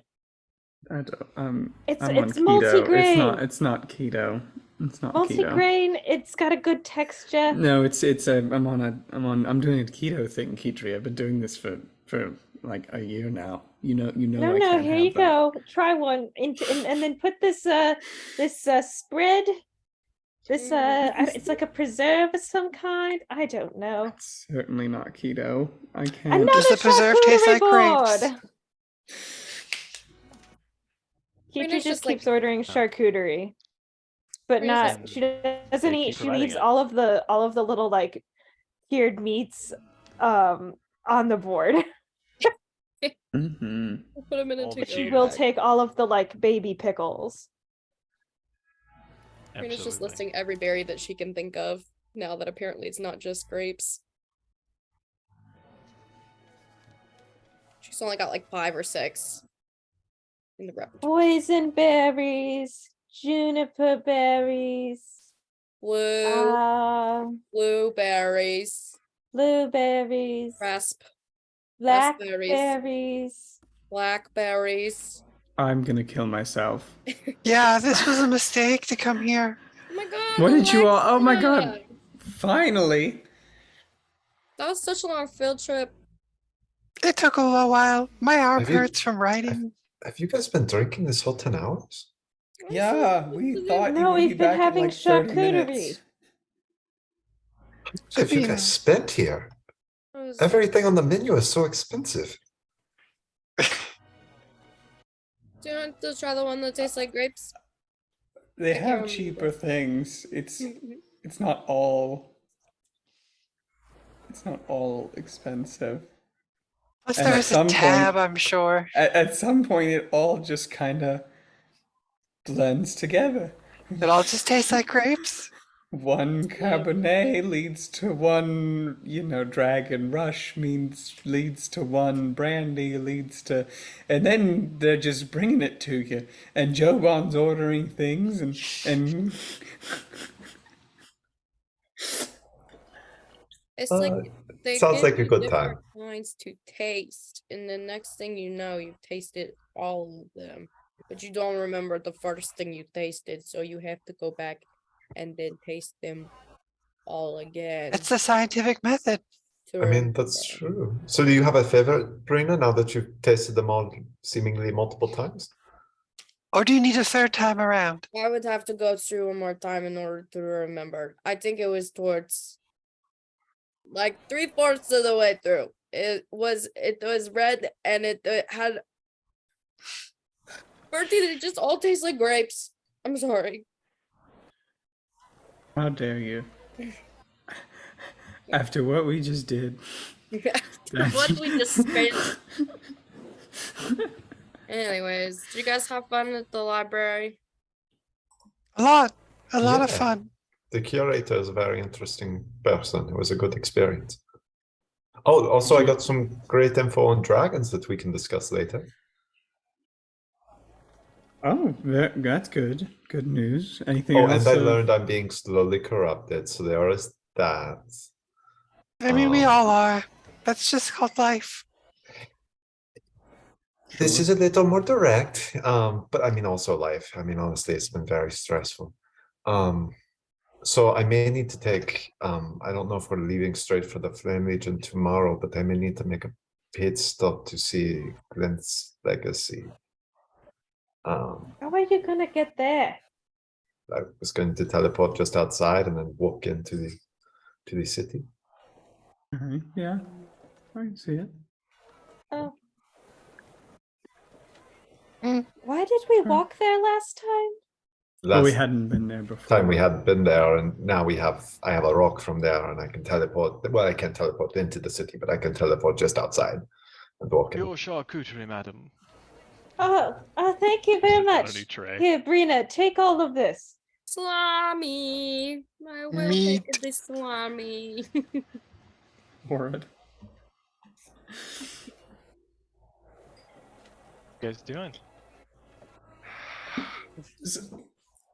So do you explain to us how, like, I'm assuming you tell us what you have learned in, or what? Maybe what do eventually. you- I would say you get like a very Spark Notes version, given that you're drinking in public. Correct. Right. Okay.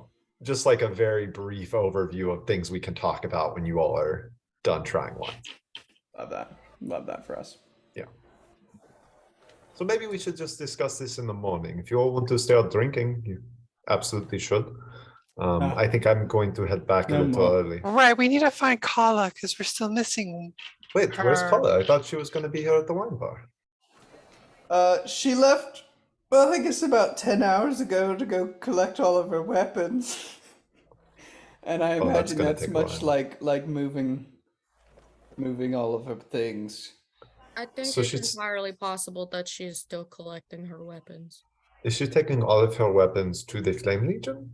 Yeah. That's I what's think happening? it's like a donation of sorts. To the Flame Legion? To their faces. I mean, maybe she just wants to collect all of their weapons in one place and then be like, I killed the whole Maybe Flame she Legion. wants to compare her weapons to their weapons. That seems oddly metaphoric.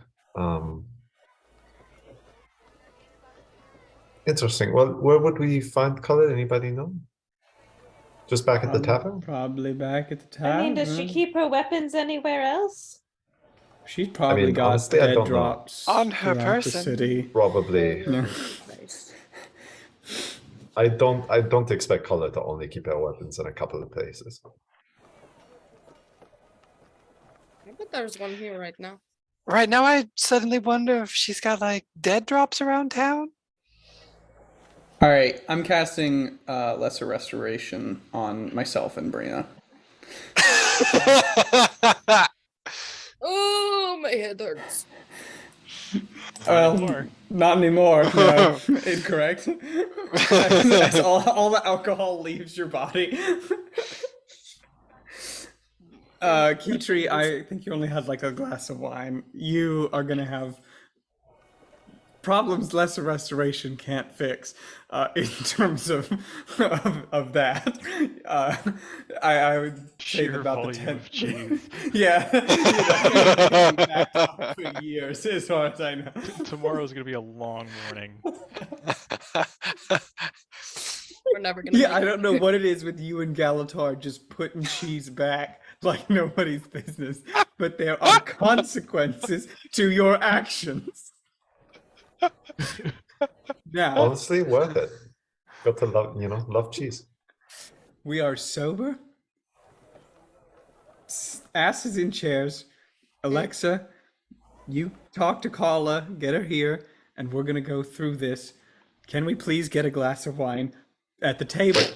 Wait. We're going to discuss all of our very important, somewhat confidential business in this public venue surrounded by people while we drink.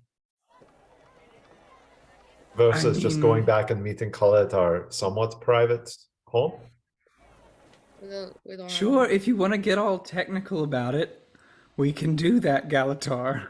Well, I mean, you could get a couple of bottles to go and we could just take the bottles back to the house. I mean, we have wine at the place. I thought we were going to sit here and have a discussion. I didn't realize it was, super confidential. Oh, well, I figured you might want to move too because your butt's been in that seat for like 10 hours.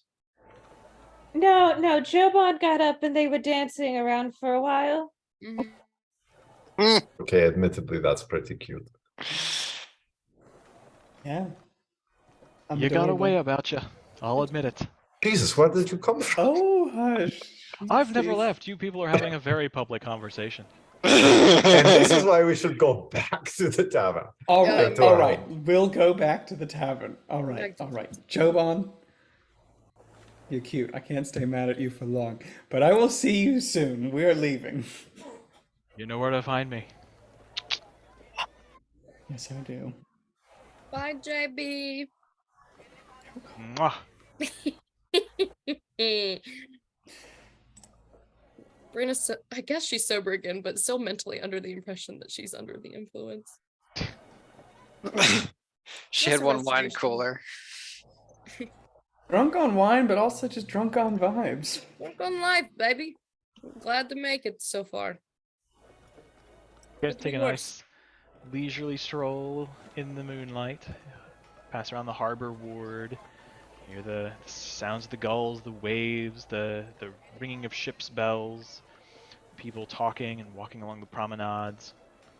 Eventually, you find your way back to the Trollskull Inn and Tavern, and What the sitting fuck is that out front? on a cart, chained to a marmox, is Kala, half asleep. What the hell? Oh, no, what's in the wagon, aside from the marmox feed? It's in the chat. All of that. Oh, Zoom chat. No. Boundary. No, It's she's so not good. rich. Oh my god. Wow. Oh my god. This is everything I've been collecting the whole campaign. Oh, Inquest blasters. Lots of daggers. Yeah. Oh Lots of my daggers. god. This is so much stuff. Mm-hmm. Two serrated falchions? That's pretty cool. That is. Paula, why do you have all insane. this? What are you gonna do with it? I already Are told we, are you. we starting an army? What is? Yeah, yeah, Brothers? it's for when we get to the Flame Legion and we kill the males, then we can give this to the females. And they Oh, can we're help giving fight. the weapons to the females. we It's are a starting an donation. army. Oh, Okay. okay. That makes a lot How of are we sense, actually. supposed to get these weapons there, though? Guys with the Marmix is for. Yeah. We So don't you really know want how Marmix. we didn't say we were walking there, did we? Yes. Well, how else are we going to get there? Yeah. We talked about like scrying and haven't been there before. teleporting, or I have wind walk. It would take us like didn't the Imperator say it would take us like 3 to 4 weeks if we just decided to hoof it? Question: Can Yeah. you wind walk a Marmot? I don't think you can wind You- walk you a can't cart. Like a I 1,000. don't think Could it I just pull could the cart? Out as a cloud. No, you sure? Clouds are pretty. What about tensor floating disk though? No, I because don't it can't think- leave the ground. Well, if the cloud didn't leave the ground. No, the tensor's floating disk it stays like 20 feet behind you, but it is kind of limited in the speed at which it follows. Could I guess propose It's an not that's true. technically in the alternative? spell, but I definitely rule it that way.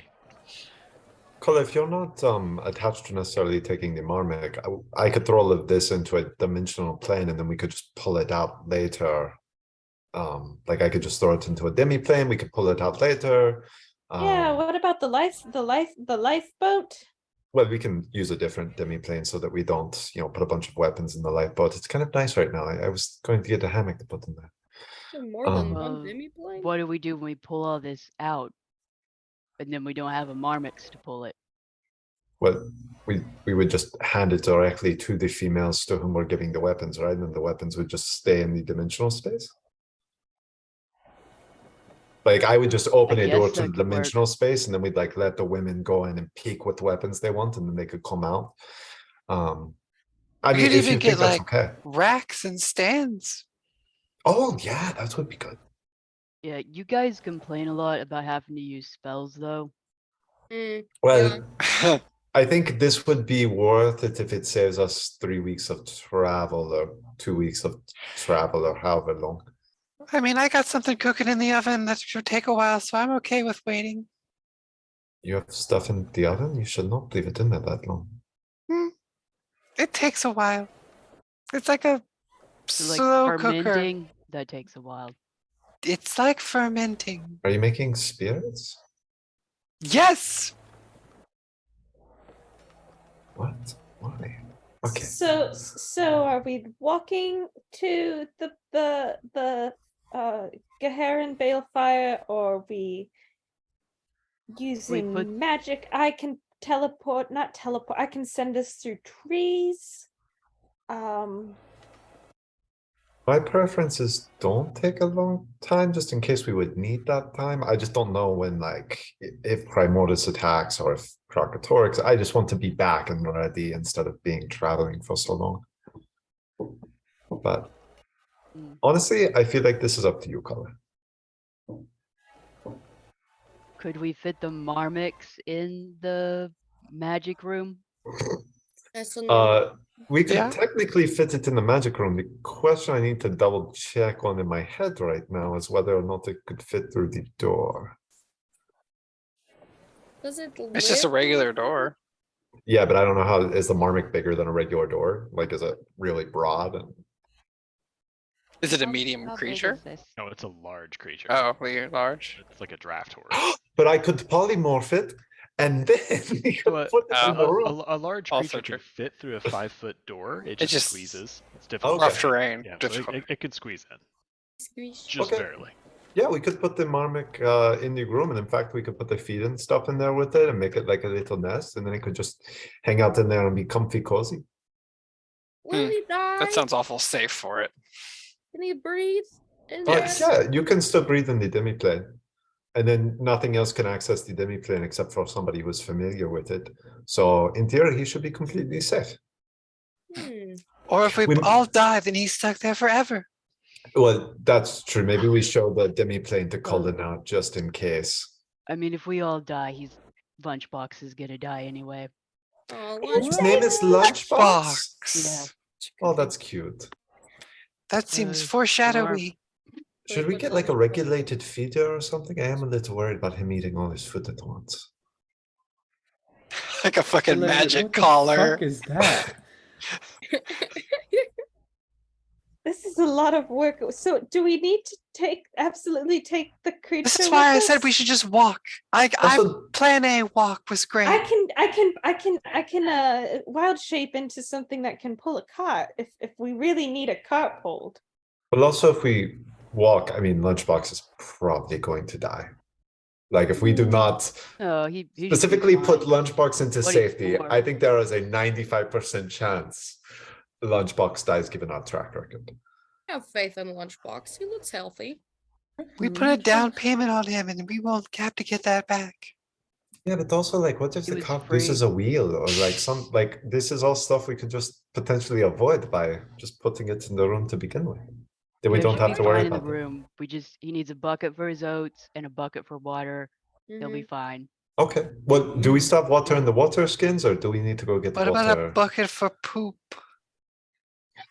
Oh, we could put It's down some not trained straw. to do that in a bucket. It's just Yeah, Some we could put straw down some then. straw in the room, and then Oh that my would work, I God. think.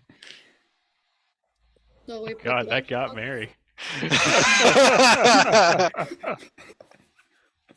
You can lead a Marmac to a bucket, but you I'm can't. just seeing us Make it be like, cute. here, let's shove a rhino in a room and give it 3 buckets. What could go wrong? Leave it in there for a couple of days. Like, what's the worst that could happen? Everything would be fine. It's dead one way or another. I mean, honestly, that Marmic's about to get like 900 square feet of space, which is more than my apartment. So he's honestly going to be living like a king. So valid. Oh. We put the Lunchbox in the demi box, and all of the swords in the box with the Lunchbox. Hey, Colin, I also have some additional swords if you just like want more, and you just have a lot. Sure. Oh, Okay. should we buy some more like cheap swords and things? Would that just to make sure we can arm as many people as possible? Would that be helpful? I don't know if we need to buy any. I mean, this is a lot. Yeah, that's Okay. a lot of swords. That sounds good. We should for sure show Colin or that demi plane just in case. I just want to make sure Lunchbox is okay, you know? Like, I feel like that would be a really horrible death to do to our friend if we all die and nobody can open his room.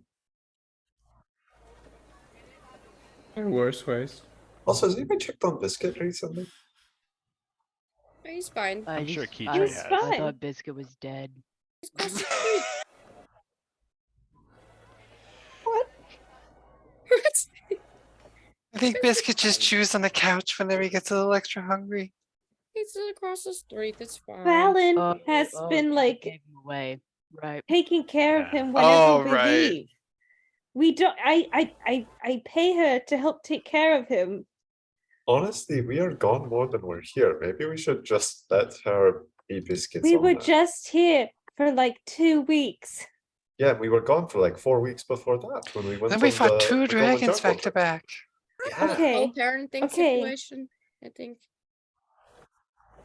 Biscuit's like At a least- community dog. Like, you know, when you see a street dog and they're like, oh, that's Biscuit. The dog that lives on the streets and he's beloved. Yeah, No? he's everybody's dog. We had when I I was with Big don't- Jim, we had all sorts of dogs like that, Yeah. and they just kind of belong to the tribe, you Mhm. know. Mm-hmm. You refer So- to yourselves as a tribe? You know, Keytree, I don't think I want to go down that route of trying to explain our culture. Okay. All right, we'll just back out of that one. And yeah, Biscuit's fine. I don't know about this Marmot thing or whatever. I don't know why we want to take it with us, but if we want to take the weapons, it seems there's a way we can do it and also travel efficiently. Right. So yeah, that second part. How are we getting there now that we're not walking? Well, if Keytree is right about the possibility of using scrying and some sort of teleportation magic, but there is our ability to travel. I think they using told that, us there's so- no trees in the desert already. First, we're supposed Well, to go to then where that kind Ritlock of- is. There are Uh, probably We see trees Red there. Lock. I could at least get us to where sorry, the name Brimstone Ritlock still gets me. Oh, every once in a while it pops in my head too, and I'm like, nope, don't do it. No why. Motherfuckers. I can at least get us to the Black Lake. Is whatever I can get us there. And that's at least like halfway. So So what if we get to there and then do your cloud walk spell or whatever to So travel pretty we fast? will be able to travel 300 feet per round. And it only lasts I for a can give minute. you times if you wanna know. It only lasts, the spell only lasts for a minute. Windwalk And mm-hmm. lasts for 8 hours, I think. Does it? I'm I think it's a reasonably certain. casting I time think of it 1 takes a minute. minute to Yeah, cast. it takes a minute to cast it. And it takes a minute Well, to stop being a it takes a cloud. minute to transform into a cloud and Yeah. a minute to transform back. I think it lasts for 8 hours. I think it is Oh, as well. yeah. No, you guys are right. So we Let's- could travel Never mind. 1800. Sorry, no, it would be 3,000 feet a minute for I've got a whole 8 chart hours. here. 3,000 Yeah. feet a minute for 8 hours. That's super easy to math. 20 miles an hour at a slow pace, 30 at a normal pace, 40 at a fast pace. You kidding me? If we're clouds, we move fast. Yeah. We You gotta can move travel stealthy. 320 miles in a day, in an 8-hour day, before you risk running into exhaustion. So how far would that be from where we're talking about teleporting to our goal? Definitely Black past that. We Lake? would make it. We'd The make it. encampment at Blackblood Lake is about 96 miles from the Citadel. It's Oh, about so we could. 4 days on foot. Oh, but then how far from the lake to the territory that we're talking about getting to, like where the flame? To cross the entirety of Fireheart Rise and make it to the volcano of Harangmer on the northern side is about 120 miles. Oh, so we could like go slow, be very careful clouds, and still get there in like a day. That's really why I was saying we Not could walk. quite with a slow pace. Oh, so normal. Well, I thought you said we would go 320 miles if we went fast. So wouldn't slow be 160? Yes. So 120 for Fireheart Rise and 96. But We could we're always- talking about teleporting to. Oh, yeah, I thought you were talking about Windwalk. Yeah. So I'm talking about teleporting No, there. and then if you going can as a cloud teleport to from there. Blackblood Lake, you could make it there in 1 day. So then we could do Alexxa, it that. seems like you want to take some more time to get there. Any reason you just really want to walk? I mean, I've got some magic cooking. It's just gonna take time. I think it's easier to kill time than to make up time. So I'd say we go get to where we need to go and then we can hang out. There might be another wine bar, you know. Also, where in we're going. fairness, There's not gonna be a wine. Well, we could yeah, liberate the people that are military being base. held captive If we earlier bring as well. the wine, then it Yeah, but takes- if we okay, just all I was going to teleport say and is then that if cloud there, we're we gonna wanted skip all to those use people. Windwalk, I could do it in like the first day go see Brimstone, then the second day we can Windwalk again. So we could like go and spend a day talking to Brimstone, getting the knowledge that he needs. And then it's not quite so fast. I know that's not like a couple weeks, Alexxa, so it won't really help with the magic bit, but I mean, it's whatever's whatever. How much time does your magic need? A lot. And do you need your magic for this? Like, what is your magic for? It's like it's an insurance plan. Oh, I mean, we could just okay. walk if you need that I much got you. time. It's gonna take like over 100 days. Yeah, I'll say- I realized. I think what you're doing. oh my Um, god. Freaking Alexa. Let's get out to so- let's get out to Ritlock.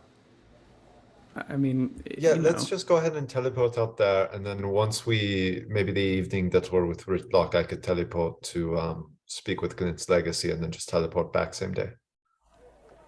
And Yeah, then and that that'll next be- day we can go to the clouds. Yeah. And that'll be a Oh. perfect, we gotta, kind of unpack everything you all did today. I think that'll be fine to do out there. Kill some time. Yeah, and it's good for Ridlock to hear all of that stuff as well. So Kala, is that what do you want out of this? I think it's fine to teleport to Ritlock. It just Okay.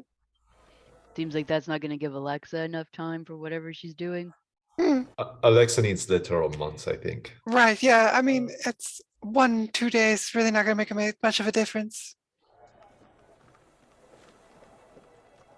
I don't know how magic works, so I'm not going to pay attention to any of that, but I say we go to Ridlock. Yeah, I mean, it's pretty. You just feel it in your pelvis and let it rip. But yeah, I also agree. I think we should. So In terms of Ridlock how magic first works. thing tomorrow. We could just Yeah. go right now. What time of day is it now? Is this Late. a new day? Felt like The 9 o'clock at evening. night right now. Yeah, I wouldn't approach it. Maybe I we wouldn't maybe we interrupt if he's sleeping. He seems like he Yeah. would be very Well, grouchy it's if we also woke been him the up. end of a day, so 8 hours of travel if you're wind walking, or are you talking about teleporting? We're just talking about teleporting to Redlock. Okay. Yeah. Definitely Because don't wanna risk so what was exhaustion. it? We would scry on Redlock, and then we'd use like a key tree saw by scrying to. I could use transport via plants, but I need to have like seen the tree first. So since we're familiar with Ritlock, assuming that he's in the proximity of a tree and he doesn't throw the scrying or whatever. Perhaps you should try scrying on him tonight in case it's were to fail, and then you would be able to do it again in the morning after you woke up. I can do that. I just have to take like a short. I think it's my abilities at like the short end of a short or long rest. Oh, to cast Scry? Because I have the. Yeah, It's what is it? the It's feet. the class Walker in Dreams. Yeah. Oh, So I class yeah. feature. Okay, cool. Yes. It's Doesn't- actually once per long rest, so actually I could already go ahead and do it. Oh, when you finish a short rest. Sorry. There's so many caveats. So yeah, I can take a short rest, do it tonight, and then if it doesn't work tonight, do it in the morning. Don't you guys have a crystal ball of scrying Oh yeah, we also have that. that's like infinite use? Yeah. No, but I Keytree got has that. a It cool requires class feature, attunement, and I though. think we should just let Keytree do Oh, her it cool class requires feature. attunement. Yeah. I have that. It requires attunement, though. He only uses it to spy Gotcha. on Joban when we're not on missions. Shut the fuck up, Galitar. That is private time. That is for me. Okay. I mean, as long as you're happy, man, that's all I care about. I mean, do you tip Joban for it? Does Joban know? But Joban doesn't know. Won't hurt him. Are you like Joban's only fan, in other words? Basically. Oh. Alright, so you're gonna cast Scrying now? I guess I'll take an hour to digest my cheese and then cast scrying on yeah. Okay. So yeah, before you guys head to bed, you sit down and find a reflective surface.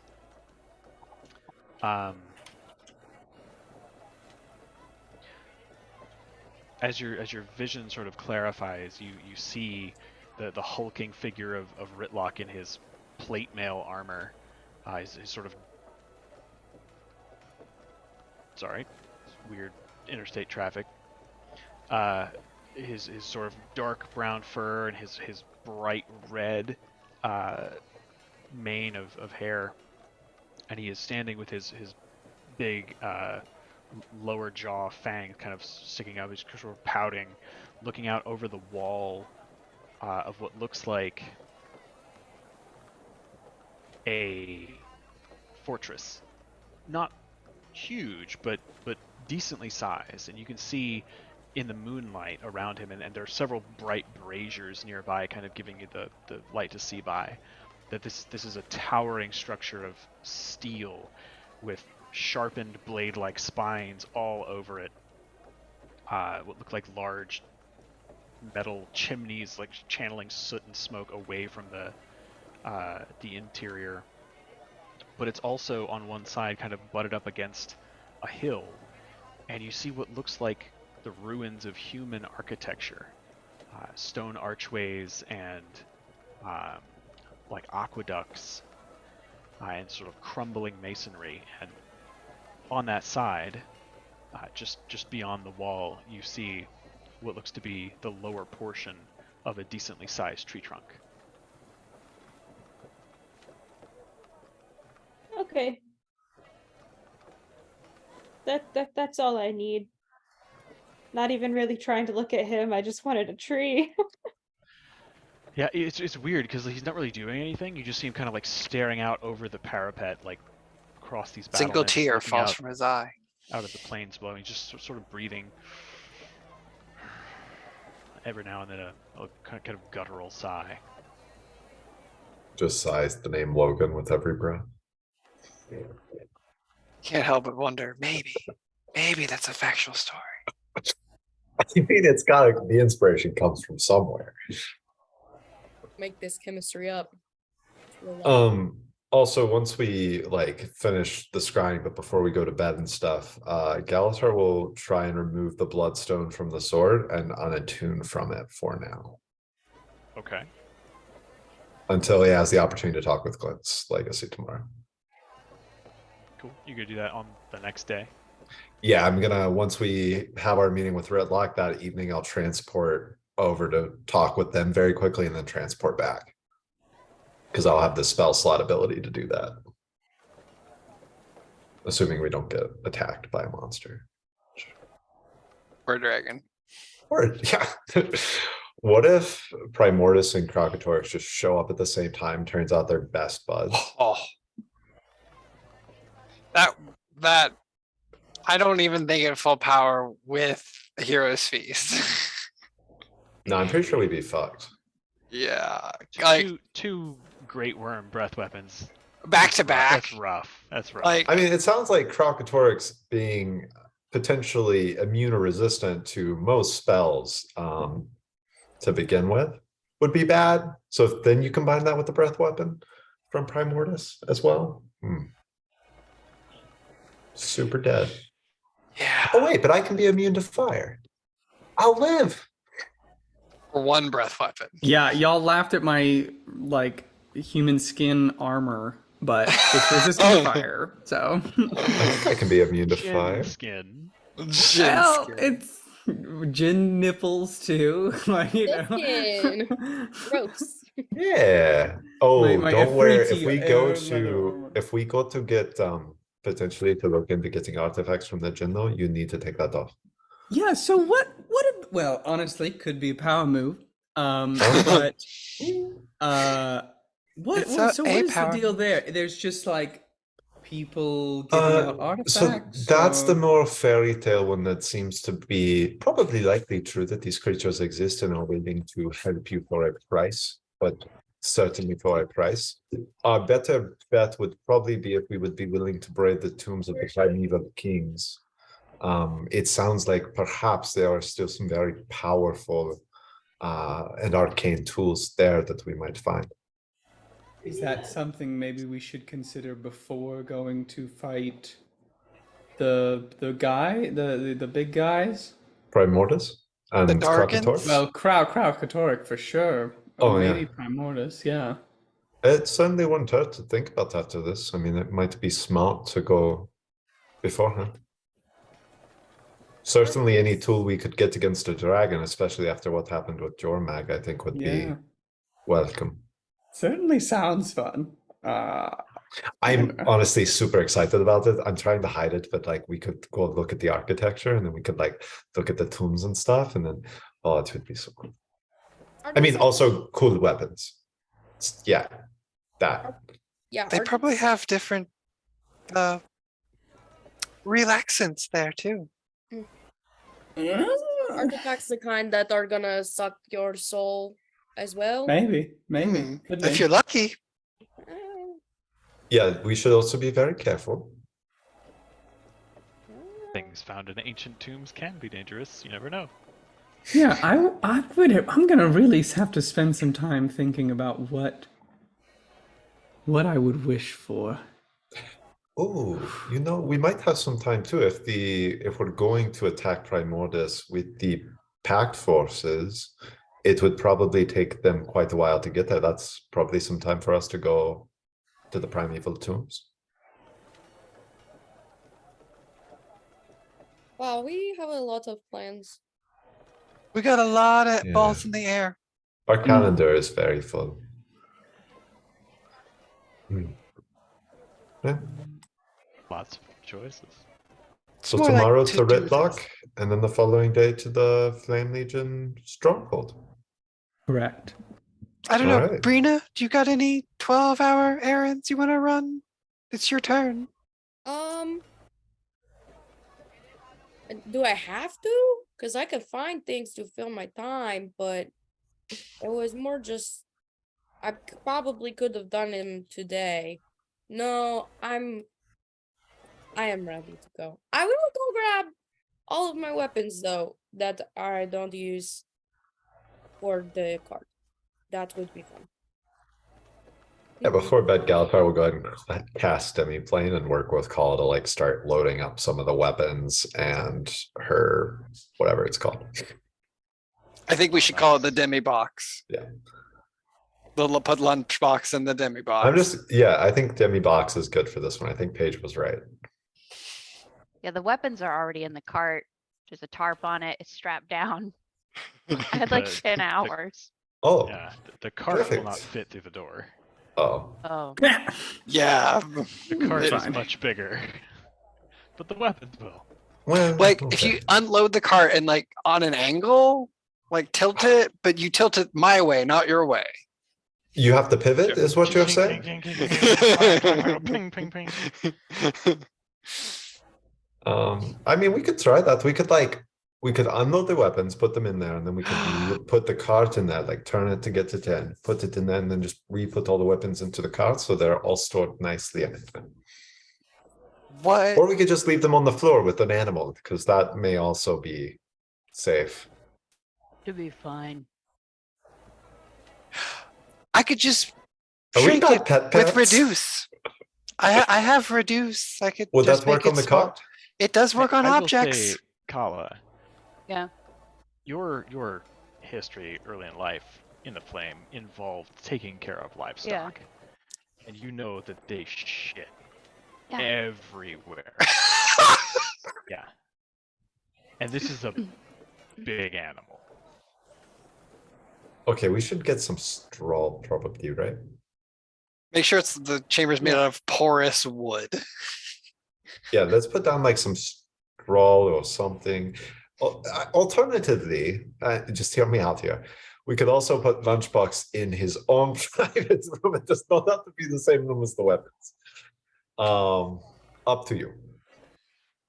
I could also cast the demi-plane for him. Oh, yeah, Sure, that's true too. I guess. I mean, if you want them in the same demi-plane, I think Is that's there fine. anything in the room? Is it just empty? It's It a 30 starts by that way. 30 foot Oh. dimensional space that then you can fill however you want. It's also 30 feet tall, I believe. So. No windows. There's no light. There's oxygen. Well, we'll put in some And candles. so you close the door. things. Oh, No, it says you can still you can be in there and you can still breathe. I thought. It's not worded like Man,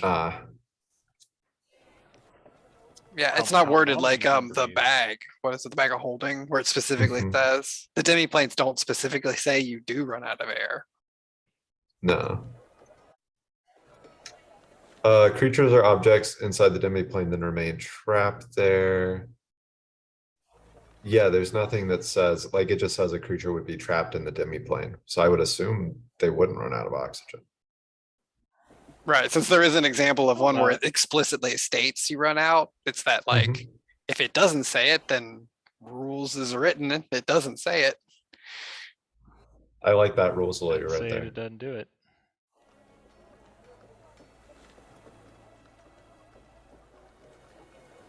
Okay. Why is it Kala wants to take this with her? her idea has been that when they go to fight the Flame Legion, there were going to be females that they would be like liberating as they move through, and she's gonna give them weapons and armor so they can fight if they want.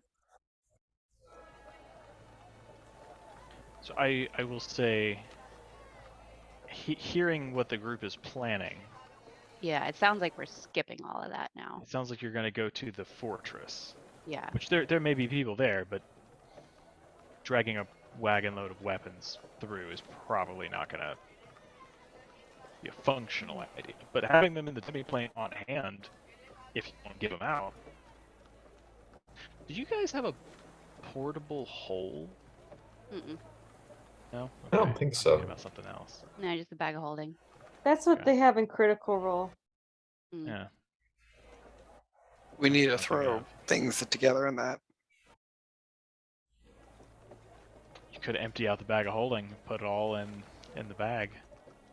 You don't know if that will all fit, and I think some of the things are too long. And they just like poke out of the top of the bag. I don't know if it fits in the back of a pickup truck bed, right? That's what you're always telling me. Right, but there's a Glaive. length problem with the bag of holding. Hmm. And if you put something in there that's too long, it punctures it and breaks it. Well, it's like a cubic foot thing.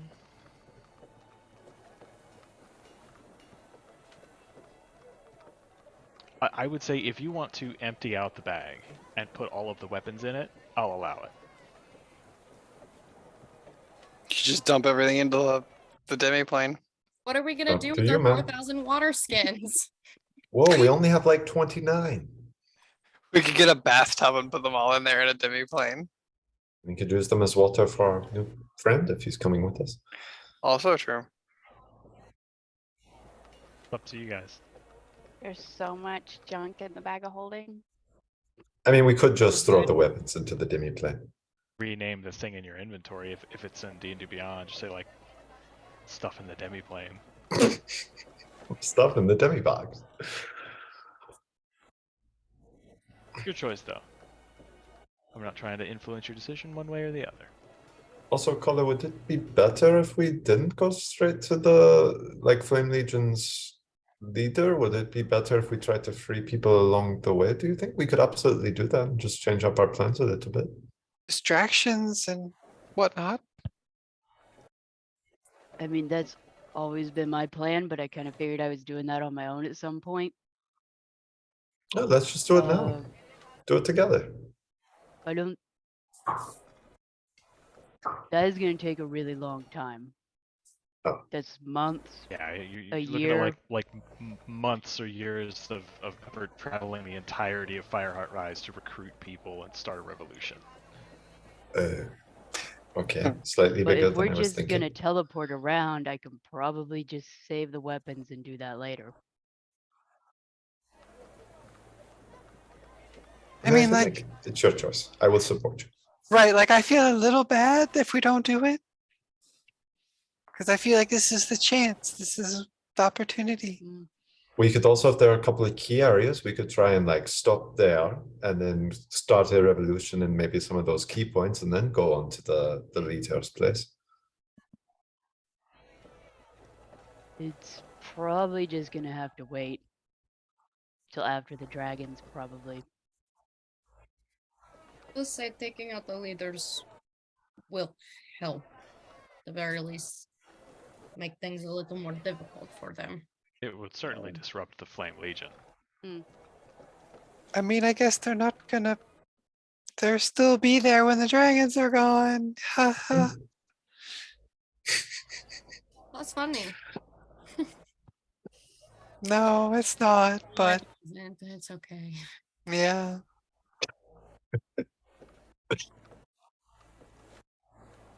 I mean, Alright. yeah, if we move more swiftly, then there's more chance that we can help them sooner by proxy. That's true. Do we have an idea of like when, if at all, the pack forces are planning to pick up and move again, having just dealt with the situation in the Maguma and then Jormag before they even got back from that? They right now they've just gotten back from their month-long journey from the Yeah. jungle to here. There are sections or companies that have been left behind at Mhm. Camp Resolve, and some around Tyria, just to kind of like keep an eye on things and kind Mhm. of further negotiate with the natives of the Maguma region. Mhm. The pact proper, now that they're back in Lion's Arch, are taking a long-needed or a much-needed R&R, and also really ramping up their recruitment drives to replenish their numbers. There wasn't a whole lot of time after Ore to do that, although there was a very successful drive. After felling Zaitan, lots of people wanted to jump on that bandwagon. And you guys kept casualties to a minimum in Maguma, because you rolled so successfully in the Battle of Dragonstand and preparations in Tyria. So that they're not down as far as they could be, but they are exhausted. And they don't have a clear idea of where Primordus is. They have a general idea of where Kralkatorrik would be, because they know where Glint met her demise, the region called Prophet's Fall. They assume he was last seen there. They assume he's nearby, because there's no further brand activity that's been reported. Oh, okay. Oh, I should. I'll do a sending spell tonight to Traherne as well, just to let him know about the volcanic islands that were mentioned as a likely spot, so that they can start making plans while they're recovering. Absolutely. He responds graciously and thanks you for the information. He tells you that was one of the possibilities that the curator had brought up with Stuart Gix in the early planning stages of a potential action area. He sends you a sending back and says, to the best of the Pact's knowledge, the Fire Islands are very dangerous, as those were the last fully functional bastions of Mersat power. They had like purple jade fortresses built around those islands to guard the door of Kamali. And even to this day, there are like hydras and nasty volcanic monsters and terrible, awful like Mersat magics there that make it very dangerous for anyone, but it is something that is on their radar to investigate. Quick update, Buzz. Yeah, I think you are definitely right that we should go seek out maybe some more powerful weapons before we go to deal with Primordius. That place sounds very hellish. I'm usually right. I'm not surprised. Oh God, I regret everything. Don't feed the ego, please. You try to give him a compliment, you just every time. All right, so yeah, not to belabor the point, but what are you doing with the Marmix? How dare We're you, teleporting Ryan? How to dare you? Ritlock. Right. I'll unload What the are cart we? and return the marmix. Okay. Oh, look, And what's that's a teleport. sad day. That is. We'll forever Okay. have demi box to remind us. Do you still? We can still put all your weapons in the demi box, though, right? Yes. Or the bag of holding. You may encounter Yeah. Yeah. females. You don't know. Cool. We will put those all in the demi box then. Yeah, so we're teleporting to Ritlock. Then we're spending a day with him In the tonight. morning. Yeah. Yes. And then the following day, we are wind walking to the stronghold of the Flame Legion, Attempting to wind walk. I believe. Yes. Basically, we've come up with an impossible foolproof plan that you will not be able to Yeah. foil.